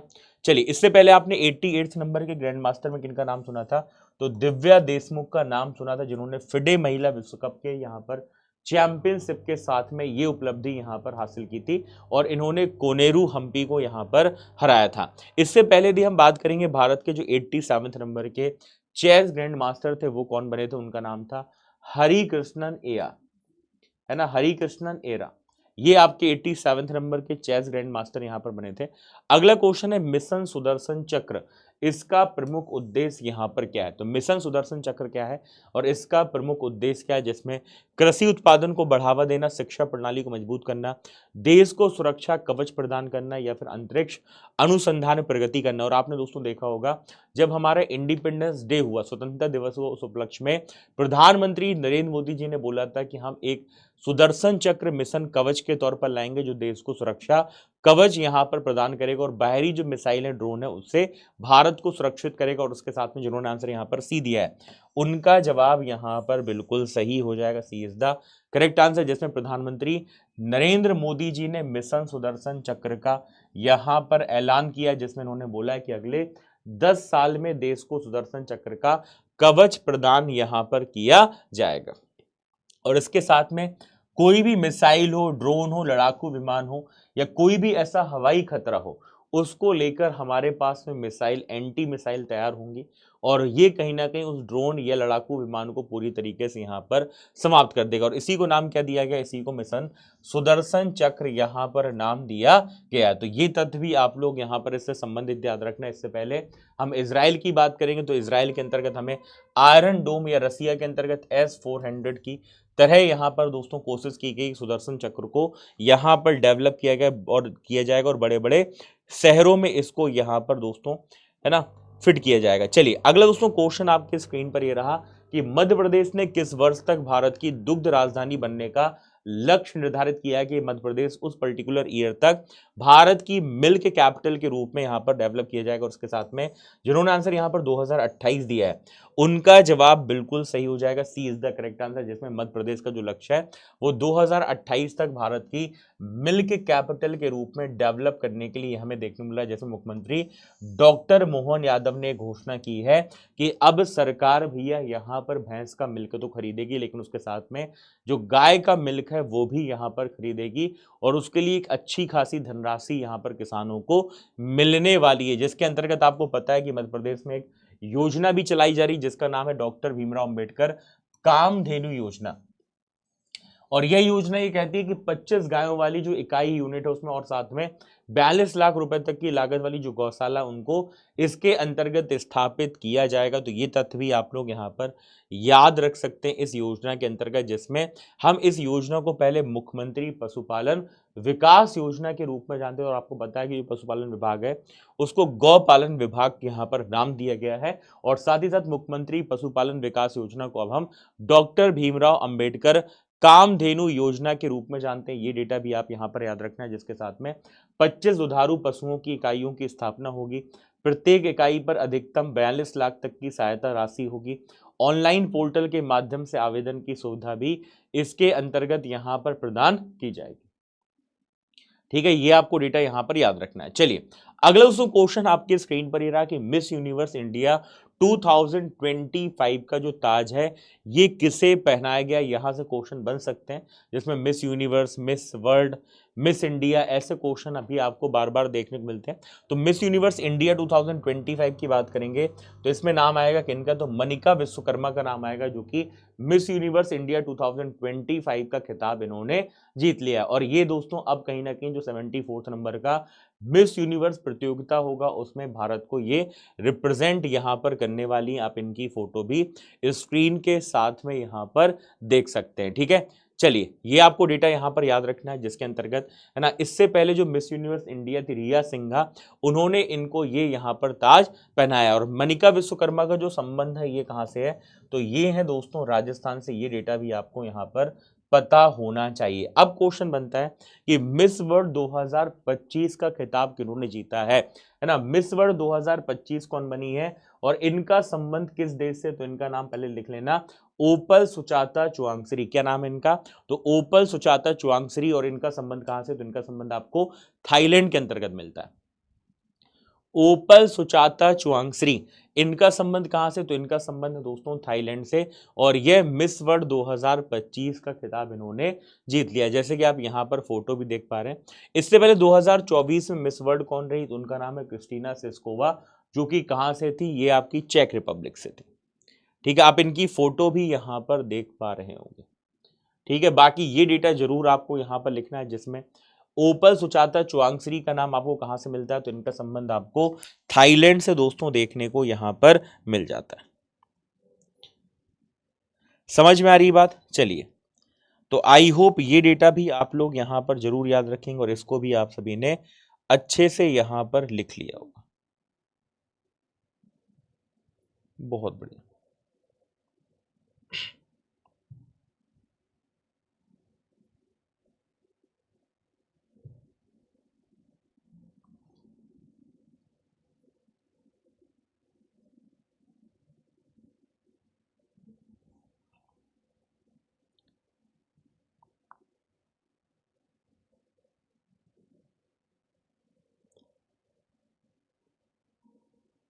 चलिए, इससे पहले दोस्तों हम बात करेंगे तो आपने एक डेटा यहां पर और सुना होगा, जिसमें उज्जैन से हमारे पास में नाम आता है कि इनका मिस इंडिया का नाम आता है।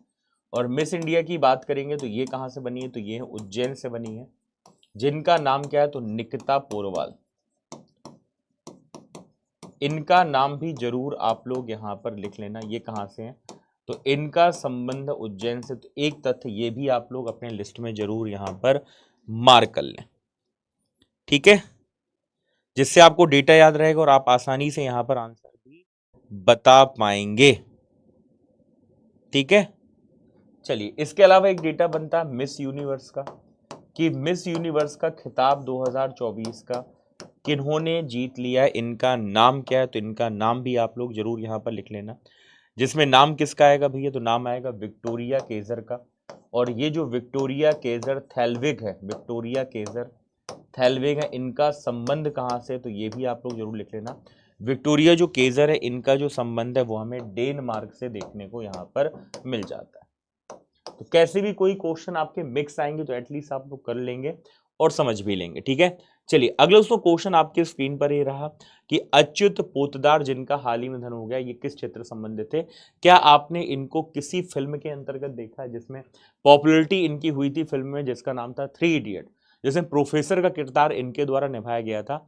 नाम क्या है, तो नाम है अच्युत पोतदार। और अच्युत पोतदार की हम बात करेंगे तो इनका जो संबंध है ये फिल्म और रंगमंच से आपको देख मिलता है, मतलब जिन्होंने आंसर यहाँ पर बी दिया है उनका जवाब बिल्कुल सही। और दोस्तों करीब 125 से अधिक फिल्मों में इन्होंने काम किया, जिसमें हिंदी और मराठी सहित अन्य भाषाओं की फिल्में यहाँ पर शामिल है। इनका एक डायलॉग बहुत पॉपुलर हुआ था, अरे कहना क्या चाहते हो तुम, आपको याद होगा 3 इडियट के अंतर्गत जब ये प्रोफेसर का किरदार वहां पर निभाए थे, ठीक है।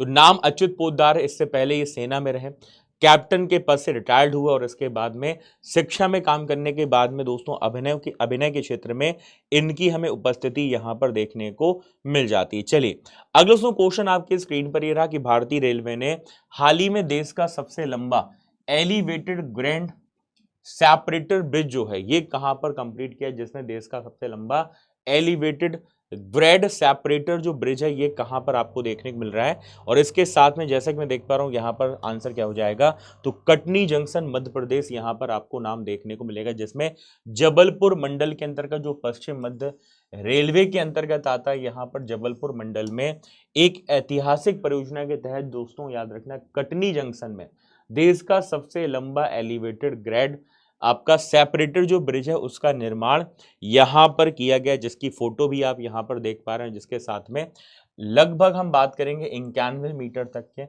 फैलाव वाले ये रेल ओवर ब्रिज के अंतर्गत दोस्तों हम बात करेंगे पुल आपको देखने को मिलेंगे। और इसमें बाईपास भी आपकी दोस्तों यहाँ पर जो है ट्रेनें वो यहाँ पर कर सकती हैं, जिसमें 15 लगभग किलोमीटर का लंबा ये एक एलिवेटेड ब्रिज जो है, जिसमें प्रधानमंत्री की गति जो शक्ति पहल है उसके तहत इसको शामिल किया गया, जिसमें आपने गति शक्ति योजना का भी नाम जरूर सुना होगा, जिसके माध्यम से मंत्रालय को जोड़ने की यहाँ पर बात भी कही जा रही थी। और उसके साथ में राज्य के सबसे बड़े फ्लाईओवर की सौगात भी आपको यहाँ पर मिलने वाली है, जिसके अंतर्गत 23 अगस्त को इसका उद्घाटन किया गया जबलपुर के अंतर्गत, जो कि फ्लाईओवर लगभग 7 किलोमीटर का यहाँ पर होने वाला है। तो ये कुछ तथ्य हैं जो आप लोग यहाँ पर इससे संबंधित जरूर याद रखिएगा। इसके बाद हम बात करते हैं दोस्तों, तो अगला नाम आता है वन डिस्ट्रिक्ट वन प्रोडक्ट में, वो है सिवनी जिले का जंबो सीताफल, जो आकार में बहुत बड़ा होता है ना। लगभग हम बात करेंगे दोस्तों तो इसका जो वजन है वो 600 से 700 ग्राम का होता है, और ये कहाँ का है, सिवनी जिले का है।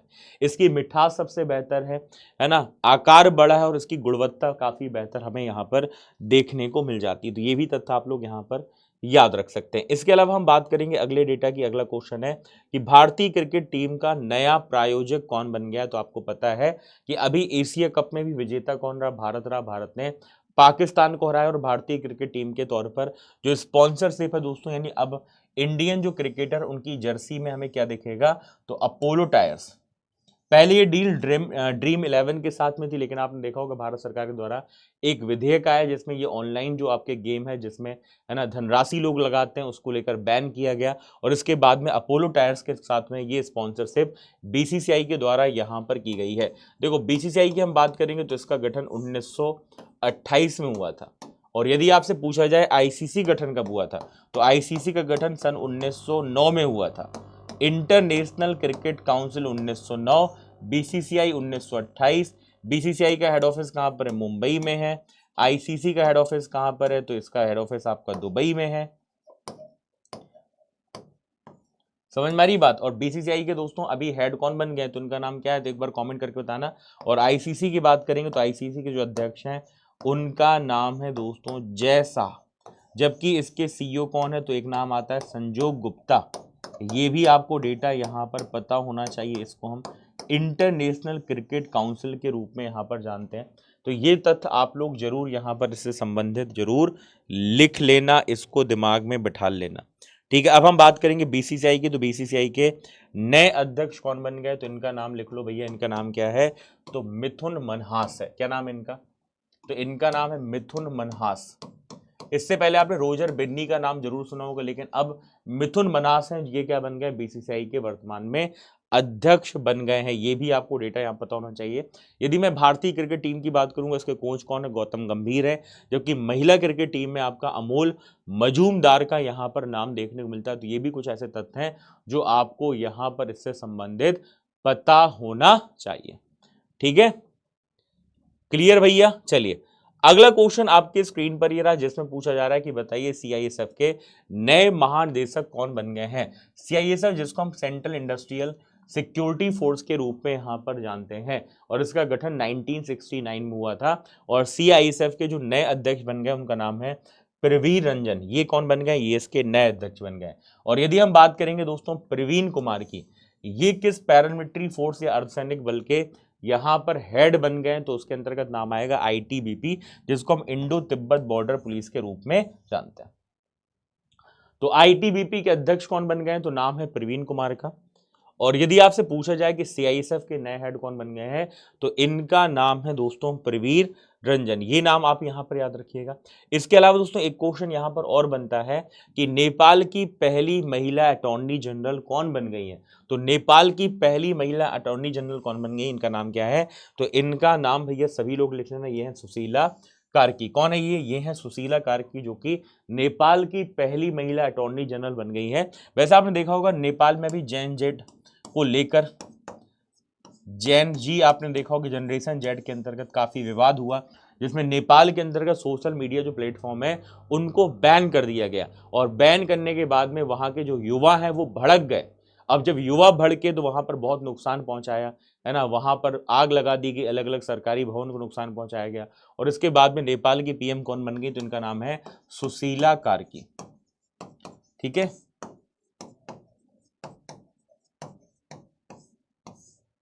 ये नेपाल की कौन बन गई, नए प्रधानमंत्री यहां पर बन गई। तो ये भी तथ्य आप लोग यहां पर इससे संबंधित जरूर याद रखिएगा। चलिए अगला क्वेश्चन बनता है कि विश्व सागौन जो सम्मेलन है, इसका आयोजन अभी किस भारतीय शहर में किया गया है। तो याद रखना है इसका जो आयोजन है वो कहां पर किया गया, तो कोची केरल में किया गया। तो ये तथ्य भी आप लोग यहाँ पर मार्क कर लीजिएगा। तो इसका जो आयोजन कहां पर किया गया, पहली बार भारत में हुआ है, जिसमें नाम किसका आएगा, तो केरल का नाम आपको यहाँ पर देखने को मिलेगा, विश्व सागौन सम्मेलन 2025 के अंतर्गत। चलिए अगला दोस्तों क्वेश्चन आपकी स्क्रीन पर ये रहा, काफी ज्यादा चर्चा का विषय है दोस्तों। और आपको पता है फिल्म जगत का जो सबसे बड़ा सम्मान है उसका नाम है ऑस्कर। फिल्म जगत का सबसे बड़ा सम्मान कौन सा है, तो वो सम्मान है ऑस्कर। और 2026 के ऑस्कर अवार्ड या अकादमी पुरस्कार में सर्वश्रेष्ठ अंतर्राष्ट्रीय फीचर श्रेणी में भारत की आधिकारिक प्रविष्टि के रूप में किस हिंदी फिल्म का यहां पर चयन किया गया है। और ये फिल्म दोस्तों चर्चा की विषय बनी हुई है, जिसका नाम है होम बाउंड, है ना। क्या नाम है इसका, तो इस फिल्म का नाम है होम बाउंड। और जब हम होम बाउंड की बात करेंगे तो इस फिल्म के डायरेक्टर कौन है, उनका नाम है नीरज घेवान। और उन्हीं के द्वारा दोस्तों निर्देशित ये फिल्म है जिसका नाम होम बाउंड है, जिसको 2026 के अकादमी पुरस्कार में अंतर्राष्ट्रीय फीचर फिल्म के रूप में, प्रविष्टि के रूप में इसको यहां पर चुना गया। इससे अलावा दोस्तों इससे पहले कान फिल्म महोत्सव में भी इसको यहां पर श्रेणी में चुना गया था। टोरंटो अंतर्राष्ट्रीय फिल्म में भी इस फिल्म का हमें नाम यहां पर देखने को मिला था, जिसके साथ में होम बाउंड का यहां पर नाम आता है। अब क्वेश्चन बनता है दोस्तों ऑस्कर का। तो ऑस्कर के बारे में आपको एक डेटा याद रखना है। जब मैं ऑस्कर की बात करूंगा, एकेडमी अवार्ड की बात करूंगा, तो पहले दोस्तों भारतीय जिनको ऑस्कर फिल्म से या ऑस्कर सम्मान से सम्मानित किया गया, तो उनका नाम क्या है, तो याद आपको रखना है दोस्तों। बताओ सभी लोग क्या उनका नाम है, तो उनका नाम है भानु अथैया। और ये जो भानु अथैया है ना, इन्होंने कॉस्ट्यूम डिजाइन किया था किसके लिए, तो याद रखना वो कॉस्ट्यूम डिजाइन किया था किस फिल्म के लिए, तो याद रखना इस फिल्म का नाम है आपका गांधी। तो गांधी फिल्म के लिए इन्होंने कॉस्ट्यूम डिजाइन किया था। और ये फिल्म के लिए दोस्तों इनको 1983 में क्या मिला था, इनको दोस्तों है ना ऑस्कर पुरस्कार मिला था। किस क्षेत्र में मिला था, तो कॉस्ट्यूम डिजाइन की कैटेगरी में। और यदि हम फिल्म गांधी की बात करेंगे तो इस गांधी फिल्म में दोस्तों जो गांधी फिल्म का महात्मा गांधी का जो रोल किया था वो किन्होंने किया था, उनका नाम था बैन किंग्सले। और फिल्म गांधी के जो डायरेक्टर थे उनका नाम था रिचर्ड एटनबर्ग। ये नाम भी आपको यहाँ पर याद रखना। ऑस्कर संबंधित यदि कभी ऐसा कोई प्रश्न आपसे परीक्षा में पूछ लेगा तो एटलीस्ट आप लोग ये क्वेश्चन भी यहाँ पर याद रखोगे। चलिए आगे हम बात करते हैं, भारत महिला हॉकी एशिया कप में उप विजेता रहा, मतलब भारत को सिल्वर मेडल मिला। लेकिन आपसे पूछ रहा है कि भारत किस देश ने यह टूर्नामेंट जीता या फिर भारत को हराया। तो भारत महिला हॉकी एशिया कप में उप विजेता रहा, जबकि हम विजेता की बात करेंगे, विजेता कौन रहा, तो विजेता इसके अंतर्गत रहा चाइना। मतलब जिन्होंने आंसर यहां पर बी दिया है उनका जवाब यहां पर बिल्कुल सही है, जिसमें चाइना के होंगजो में दोस्तों इसका आयोजन हमें देखने को मिला, जिसमें भारतीय टीम जो है चाइना से हार गई, विजेता चाइना रहा और उप विजेता इसमें आपको भारत देखने को मिलता है। जापान इसके अंतर्गत आपको तीसरे नंबर पे देखने को यहां पर मिला था। इसको लेकर दोस्तों यदि मैं एशियन हॉकी फेडरेशन की बात करूंगा तो हॉकी में जो एशियन हॉकी फेडरेशन है ना, इसका हेड ऑफिस कहां पर है, तो इसका हेड ऑफिस कुआलालंपुर में, मलेशिया में। इसका गठन 1958 में हुआ था। लेकिन यदि मैं वैश्विक स्तर की बात करूंगा, वैश्विक स्तर पे हॉकी का रेगुलेटर कौन है, तो वैश्विक स्तर पे हॉकी का रेगुलेटर है इंटरनेशनल हॉकी फेडरेशन, जिसका गठन 7 जनवरी 1924 में यहां पर हुआ था। और इसके अंतर्गत आप देख सकते हैं दोस्तों यहां पर जो इसका हेड ऑफिस है वो कहां पर है, तो लुसाने स्विट्जरलैंड में। तो हॉकी का अंतरराष्ट्रीय स्तर पे रेगुलेटर कौन है, तो वो FIH है। कौन है, FIH है, जिसको हम इंटरनेशनल हॉकी फेडरेशन के रूप में यहां पर जानते हैं। तो ये तथ्य भी आप लोग यहां पर याद रखिएगा। अब हम बात करते हैं मध्य प्रदेश की। तो मध्य प्रदेश को डिजिटल इंडिया के क्षेत्र में एक बड़ी उपलब्धि के रूप में ई गवर्नेंस अवार्ड से सम्मानित किया गया। और आपको पता है ई गवर्नेंस को लेकर इस बार जो सम्मेलन हुआ था वो कहां पर हुआ था, विशाखापट्टनम में इसका आयोजन किया गया था आंध्र प्रदेश के अंतर्गत। और उसमें संपदा 2.0 को ई गवर्नेंस अवार्ड से सम्मानित किया गया, जिसमें तकरीर के माध्यम से शासन प्रणाली में परिवर्तन की श्रेणी में गवर्नमेंट प्रोसेस री इंजीनियरिंग फॉर डिजिटल ट्रांसफॉर्मेशन में यह सम्मान दोस्तों संपदा 2.0 को यहां पर प्रदान किया गया। ठीक है, चलिए अगला दोस्तों यहां पर क्वेश्चन बनता है, मध्य प्रदेश का सबसे बड़ा सम्मान कौन सा है, तो मध्य प्रदेश का सबसे बड़ा सम्मान है महात्मा गांधी सम्मान, जिसकी स्थापना सन 1995 में की गई थी। 20 लाख रुपए इसके अंतर्गत धनराशि प्रदान की जाती है। और ये गांधी विचार दर्शन में जो संस्था बेहतर काम करती हैं उन संस्थाओं को यह सम्मान प्रदान किया जाता है, जिसमें सबसे पहले कस्तूरबा गांधी ट्रस्ट को यह सम्मान दिया गया था। याद रखना मध्य प्रदेश का सबसे बड़ा सम्मान कौन सा है, तो इसको हम महात्मा गांधी सम्मान के रूप में जानते हैं, जिसमें रिसेंटली अभी 2024 और 25 की अनाउंसमेंट की गई है। 2024 का यह सम्मान आनंद धाम को दिया गया। ये संस्था कहां की है, तो ये संस्था है दोस्तों भोपाल की, जिसका नाम क्या है, तो इस संस्था का नाम है दोस्तों आनंद धाम। जबकि 2025 में हम बात करेंगे तो पुनरुत्थान समरसता गुरुकुलम, जो कि पुणे की संस्था है, इसको इस सम्मान से यहां पर सम्मानित किया गया। तो ये तथ्य भी आप लोग यहां पर याद रखना है कि 2025 का महात्मा गांधी सम्मान किसको मिला, तो पुनरुत्थान समरसता गुरुकुलम। ये संस्था कहाँ की, तो ये संस्था है आपकी पुणे की। ठीक है, तो ये डेटा भैया सभी लोग अच्छे से लिख लो। और राष्ट्रीय महात्मा गांधी सम्मान से संबंधित जो भी महत्वपूर्ण तथ्य हैं उनको भी जरूर यहां पर लिख ले। क्लियर,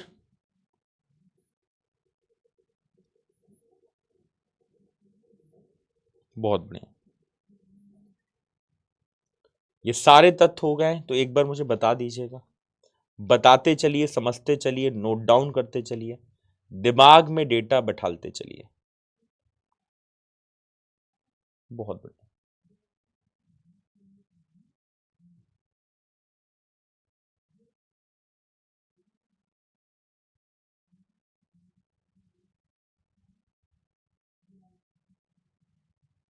चलिए आगे बढ़ते हैं। अगला सम्मान देखिएगा दोस्तों, मध्य प्रदेश सरकार का सम्मान है, जिसको हम लता मंगेशकर सम्मान के रूप में यहां पर जानते हैं। और जो लता मंगेशकर सम्मान है इसकी स्थापना कब हुई, तो इसकी स्थापना में सन 1984 में देखने को मिलती। 5 लाख रुपए की इसमें धनराशि प्रदान की जाती। संगीत निर्देशन एवं पार्श्व गायन के अंतर्गत दोस्तों यह सम्मान यहाँ पर प्रदान किया जाता है। नौशाद साहब को सबसे पहला यह सम्मान यहाँ पर प्रदान किया गया, जिसको हम राष्ट्रीय लता मंगेशकर सम्मान के रूप में जानते हैं। तो याद रखना, राष्ट्रीय लता मंगेशकर सम्मान सबसे पहला किनको दिया गया था, तो नौशाद साहब को यह सम्मान सबसे पहला यहाँ पर दिया गया था। 1984 में इसकी स्थापना हुई थी। लेकिन अभी रिसेंटली चर्चा का विषय बना हुआ है लता मंगेशकर सम्मान, जिसमें अभी आपने शायद सुना भी होगा, जानकारी होगी कि सोनू निगम को 2025 का लता मंगेशकर सम्मान यहाँ पर प्रदान किया गया। इससे पहले हम बात करते हैं तो इससे पहले यह दोस्तों शंकर एहसान लॉय को सम्मान 2024 के अंतर्गत यहाँ पर दिया जाना था, लेकिन इनकी उपस्थिति यहाँ पर नहीं हो पाई, किसी कारणवश ये सम्मान समारोह में नहीं पहुंच पाए। लेकिन अनाउंसमेंट हो गया 2024 में शंकर एहसान लॉय का नाम आता है और 2025 में सोनू निगम का यहाँ पर आपको नाम देखने को मिलता है। अगला सम्मान है जिसको हम राष्ट्रीय किशोर कुमार सम्मान के रूप में जानते हैं, और यह सम्मान दोस्तों सिनेमा निर्देशन, अभिनय, गीतकार के क्षेत्र में दिया जाता है। 1997 में इसकी स्थापना हुई। 5 लाख रुपए धनराशि इसके अंतर्गत प्रदान की जाती, जिसके अंतर्गत अभी हम बात करेंगे 2024-25 की। 2024 में प्रसून जोशी साहब का नाम आता है किशोर कुमार सम्मान में गीत लेखन के लिए, और 2025 की यदि हम बात करेंगे तो संजय लीला भंसाली। किशोर कुमार सम्मान 2025 का संजय लीला भंसाली को प्रदान किया गया, और 2024 में किनका नाम आएगा तो 2024 में आपको प्रसून जोशी का यहाँ पर नाम याद रखना है। ठीक है, ये मध्य प्रदेश के सम्मान इसलिए आपके लिए थोड़ा ज्यादा ये महत्वपूर्ण है। अगला सम्मान है जिसका नाम है निर्मल वर्मा सम्मान। ये हिंदी पत्रकारिता में दिया जाने वाले सम्मान है। 2015 में इसकी स्थापना हुई थी। इसमें 5 लाख रुपए की धनराशि दी जाती है, और खासतौर पे ये उन भारतीयों को दिया जाता है जो विदेश में रहकर हिंदी के विकास में काफी बेहतर काम कर रहे हैं, उनको निर्मल वर्मा सम्मान से सम्मानित किया जाता है। जिसमें रिसेंटली 2025 का जो अनाउंसमेंट हुआ डॉक्टर वंदना मुकेश का, ये इंग्लैंड से, और रीता कौशल ऑस्ट्रेलिया से। ठीक है, चलिए, तो आई होप ये डेटा भी आप लोग यहाँ पर याद रख पाएंगे, इसको भी आप सभी ने दिमाग में अच्छे से बैठा लिया होगा, अच्छे से यहाँ पर समझ लिया होगा। ठीक है, अब दोस्तों क्वेश्चन बनता है हमारे खेल पुरस्कार, जिसमें 2023 का अनाउंसमेंट यहाँ पर कर दिया गया। आप सारे नाम देखिएगा, जिसमें जो 12 खिलाड़ी हैं इनको विक्रम पुरस्कार, जो हमारे दोस्तों मध्य प्रदेश का सबसे बड़ा खेल सम्मान है वो है विक्रम पुरस्कार, और विक्रम पुरस्कार के अंतर्गत अनाउंसमेंट हो गया है। तो आपको जनरली ये पता होना चाहिए कि जो खिलाड़ी है उनका जो संबंध है वो किस खेल से, या फिर उनका संबंध हमें मध्य प्रदेश के किस पर्टिकुलर शहर से देखने को मिलता है। जिसमें विक्रम पुरस्कार में ऐश्वर्य प्रताप सिंह तोमर को सम्मान मिला है, शूटिंग खिलाड़ी है खरगोन से हैं। जानवी श्रीवास्तव कयाकिंग कैनोइंग खिलाड़ी है भोपाल से हैं। रागनी मार्को की बात करें, आर्चरी खिलाड़ी कहाँ से, जबलपुर से हैं। शिवानी पवार कहाँ से हैं, कुश्ती छिंदवाड़ा से हैं। श्रुति यादव कहाँ से, बॉक्सिंग भोपाल से हैं। यामिनी मौर्य की बात करें, जूडो खिलाड़ी हैं, इनका नाम आपको सागर से देखने को मिलता है। इसके अलावा हम बात करेंगे तो अगला नाम आता है यहाँ पर सचिन भार्गव है, नीलू डांडिया है। प्रवीण कुमार दबे, सचिन भार्गव खो खो खिलाड़ी है, देवास से हैं। नीलू डांडिया की बात करें, हॉकी खिलाड़ी मंदसौर से हैं। प्रवीण कुमार दबे कहाँ से, सॉफ्टबॉल खिलाड़ी इंदौर से हैं। ठीक है, रुबीना फ्रांसिस की बात करें, दिव्यांग श्रेणी में इनको ये पुरस्कार मिला है ना। शूटिंग खिलाड़ी जबलपुर से, याद रखना इनका नाम काफी इंपॉर्टेंट है, शूटिंग खिलाड़ी है। ठीक है, क्योंकि अभी आपने सुना होगा अर्जुन पुरस्कार के रूप में भी इनका नाम आपको मिला था, जिसमें है ना एक कपिल परमार हो गया, रुबीना फ्रांसिस हो गई। अपूर्व दुबे की बात करें, पावर लिफ्टिंग खिलाड़ी इंदौर से हैं। और भावना डेहरिया, लेकिन याद रखना भावना डेहरिया का जो केस है वो आपका स्टे में गया है, कोर्ट स्टे में गया है ना, क्योंकि मध्य प्रदेश के दोस्तों पर्वतारोही हैं जिनका नाम है मधुसूदन पाटीदार, उन्होंने केस किया। उन्होंने बोला है कि यदि हम यहाँ पर वरीयता की बात करेंगे है ना, तो उस केस में पहला विक्रम पुरस्कार तो पहले मुझे मिलना चाहिए, तो भावना डेहरिया को कैसे मिल रहा है, इसलिए इनको अभी पुरस्कार नहीं दिया गया, और ये इनका केस यहाँ पर कोर्ट में स्टे हो गया। ठीक है, ये माउंट एवरेस्ट में यहाँ पर जा चुकी हैं, इनका संबंध आपको छिंदवाड़ा के अंतर्गत देखने को मिलता है। चलिए, अब हम बात करेंगे मध्य प्रदेश के वो खिलाड़ी, मध्य प्रदेश के वो खिलाड़ी जिनको एकलव्य पुरस्कार सम्मानित किया गया है, जिसमें नाम ऋतुराज बुंदेला का आता है, शूटिंग खिलाड़ी टीकमगढ़ से। और आप देख सकते हैं एकलव्य पुरस्कार में आपको टोटल 11 खिलाड़ी यहां पर देखने को मिल रहे हैं। ऋतुराज बुंदेला शूटिंग टीकमगढ़, भूमि बघेल कयाकिंग कैनोइंग खिलाड़ी हैं, कृष्णा मिश्रा स्क्वैश खिलाड़ी हैं, पूजा दांगी फेंसिंग खिलाड़ी, प्रभाकर सिंह रोइंग खिलाड़ी, नेहा ठाकुर नाम इंपॉर्टेंट है सेलिंग खिलाड़ी देवास से, प्रखर जोशी तैराकी से, अर्जुन वास्कले एथलेटिक्स खिलाड़ी हैं, प्रियांशी प्रजापत कहाँ से, कुश्ती खिलाड़ी हैं, और इनका संबंध आपको उज्जैन के अंतर्गत यहाँ पर देखने को मिलता है। इसके बाद हम बात करते हैं अंकित पाल की, हॉकी खिलाड़ी, इनका संबंध आपको ग्वालियर से मिलता है। और गौरव पचौरी की बात करेंगे, पावर लिफ्टिंग खिलाड़ी हैं, और इनका संबंध आपको मिलता है कहाँ से, मुरैना से। ठीक है, चलिए अब हम बात करते हैं विश्वामित्र पुरस्कार, जो कि कोच को प्रदान किया जाता है, जिसमें पीयूष कांति बरोई का नाम आता है दोस्तों। कयाकिंग कैनोइंग के यहाँ पर कोच के तौर पर भोपाल से हैं, और अशोक कुमार यादव तीरंदाजी जबलपुर से। लोकेश शर्मा की बात करें हॉकी के तौर पर दोस्तों, ये कोच है और भोपाल से संबंधित। और इसके बाद में अगला नाम आता है लाइफ टाइम अचीवमेंट पुरस्कार। और लाइफ टाइम अचीवमेंट पुरस्कार किनको प्रदान किया गया है, तो ये पुरस्कार दोस्तों रतनलाल वर्मा को प्रदान किया गया है, जो कि जिम्नास्टिक खेल उज्जैन के अंतर्गत महत्वपूर्ण योगदान के लिए इनको 2023 का लाइफ टाइम अचीवमेंट पुरस्कार प्रदान किया गया है। तो विश्वामित्र पुरस्कार के अंतर्गत भी आपको एटलीस्ट नाम याद रखना है, यदि पूछा जाए इनमें से कौन से एकलव्य खिलाड़ी हैं जिनको पुरस्कार दिया गया, एकलव्य पुरस्कार प्रदान किया गया, कौन से खिलाड़ी जिनको विक्रम पुरस्कार नहीं दिया गया।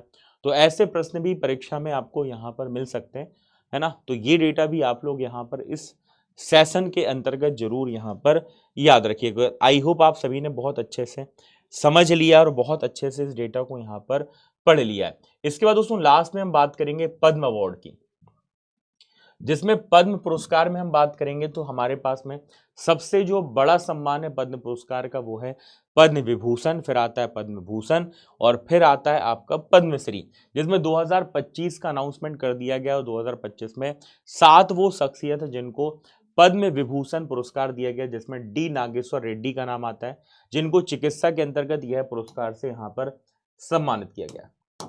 ठीक है, इसके बाद अगला नाम आता है दोस्तों रिटायर्ड जस्टिस श्री जगदीश सिंह खेहर, जो कि दोस्तों भारत के 44 नंबर के चीफ जस्टिस भी रह चुके हैं। इनको भी पद्म विभूषण से सम्मानित किया गया है। नाम क्या है इनका, तो रिटायर्ड जस्टिस जगदीश सिंह खेहर है। इसके बाद में कुमुदरी रजनीकांत लाखिया, कला गुजरात से है, ठीक है, कला के क्षेत्र में इनको सम्मान दिया गया।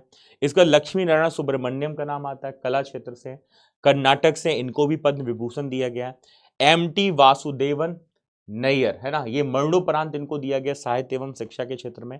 इसके बाद अगला नाम आता है ओसामू सुजुकी, आपको याद रखना है ये मारुति सुजुकी के संस्थापक रहे जापान से, और इनको भी फिलहाल दोस्तों पद्म विभूषण से यहाँ पर सम्मानित किया गया, ये भी तथ्य याद रखना। इसके बाद शारदा सिन्हा की बात करेंगे, तो जब हम भैया छठ पर्व की बात करते हैं तो बिना इनके लोकगीत के छठ पर्व अधूरा माना जाता है।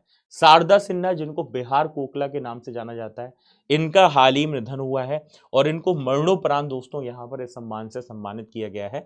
इसके बाद में आप कुछ और नाम देख सकते हैं जिनको पद्म भूषण दिया गया, जिसमें पंकज उदास का नाम आपको देखने को मिलता है, आर्ट से, महाराष्ट्र से, इनको पद्म भूषण दिया गया। इसके अलावा दोस्तों साउथ के एक्टर की बात करेंगे तेलुगु सिनेमा में, तो एक नाम आता है एम बालाकृष्णन का, इनको भी पद्म भूषण से सम्मानित किया गया। तो ये कुछ नाम आप इस लिस्ट में यहाँ पर देख पा रहे होंगे। इसके साथ में दोस्तों यहाँ पर हम एक दो डेटा की और बात करेंगे, तो अरिजीत सिंह का भी नाम आता है, जिनको पद्मश्री से सम्मानित किया गया, और पद्मश्री भी आर अश्विन को दिया गया, क्रिकेटर के रूप में इनका नाम मिलता है, इनको पद्मश्री दिया गया।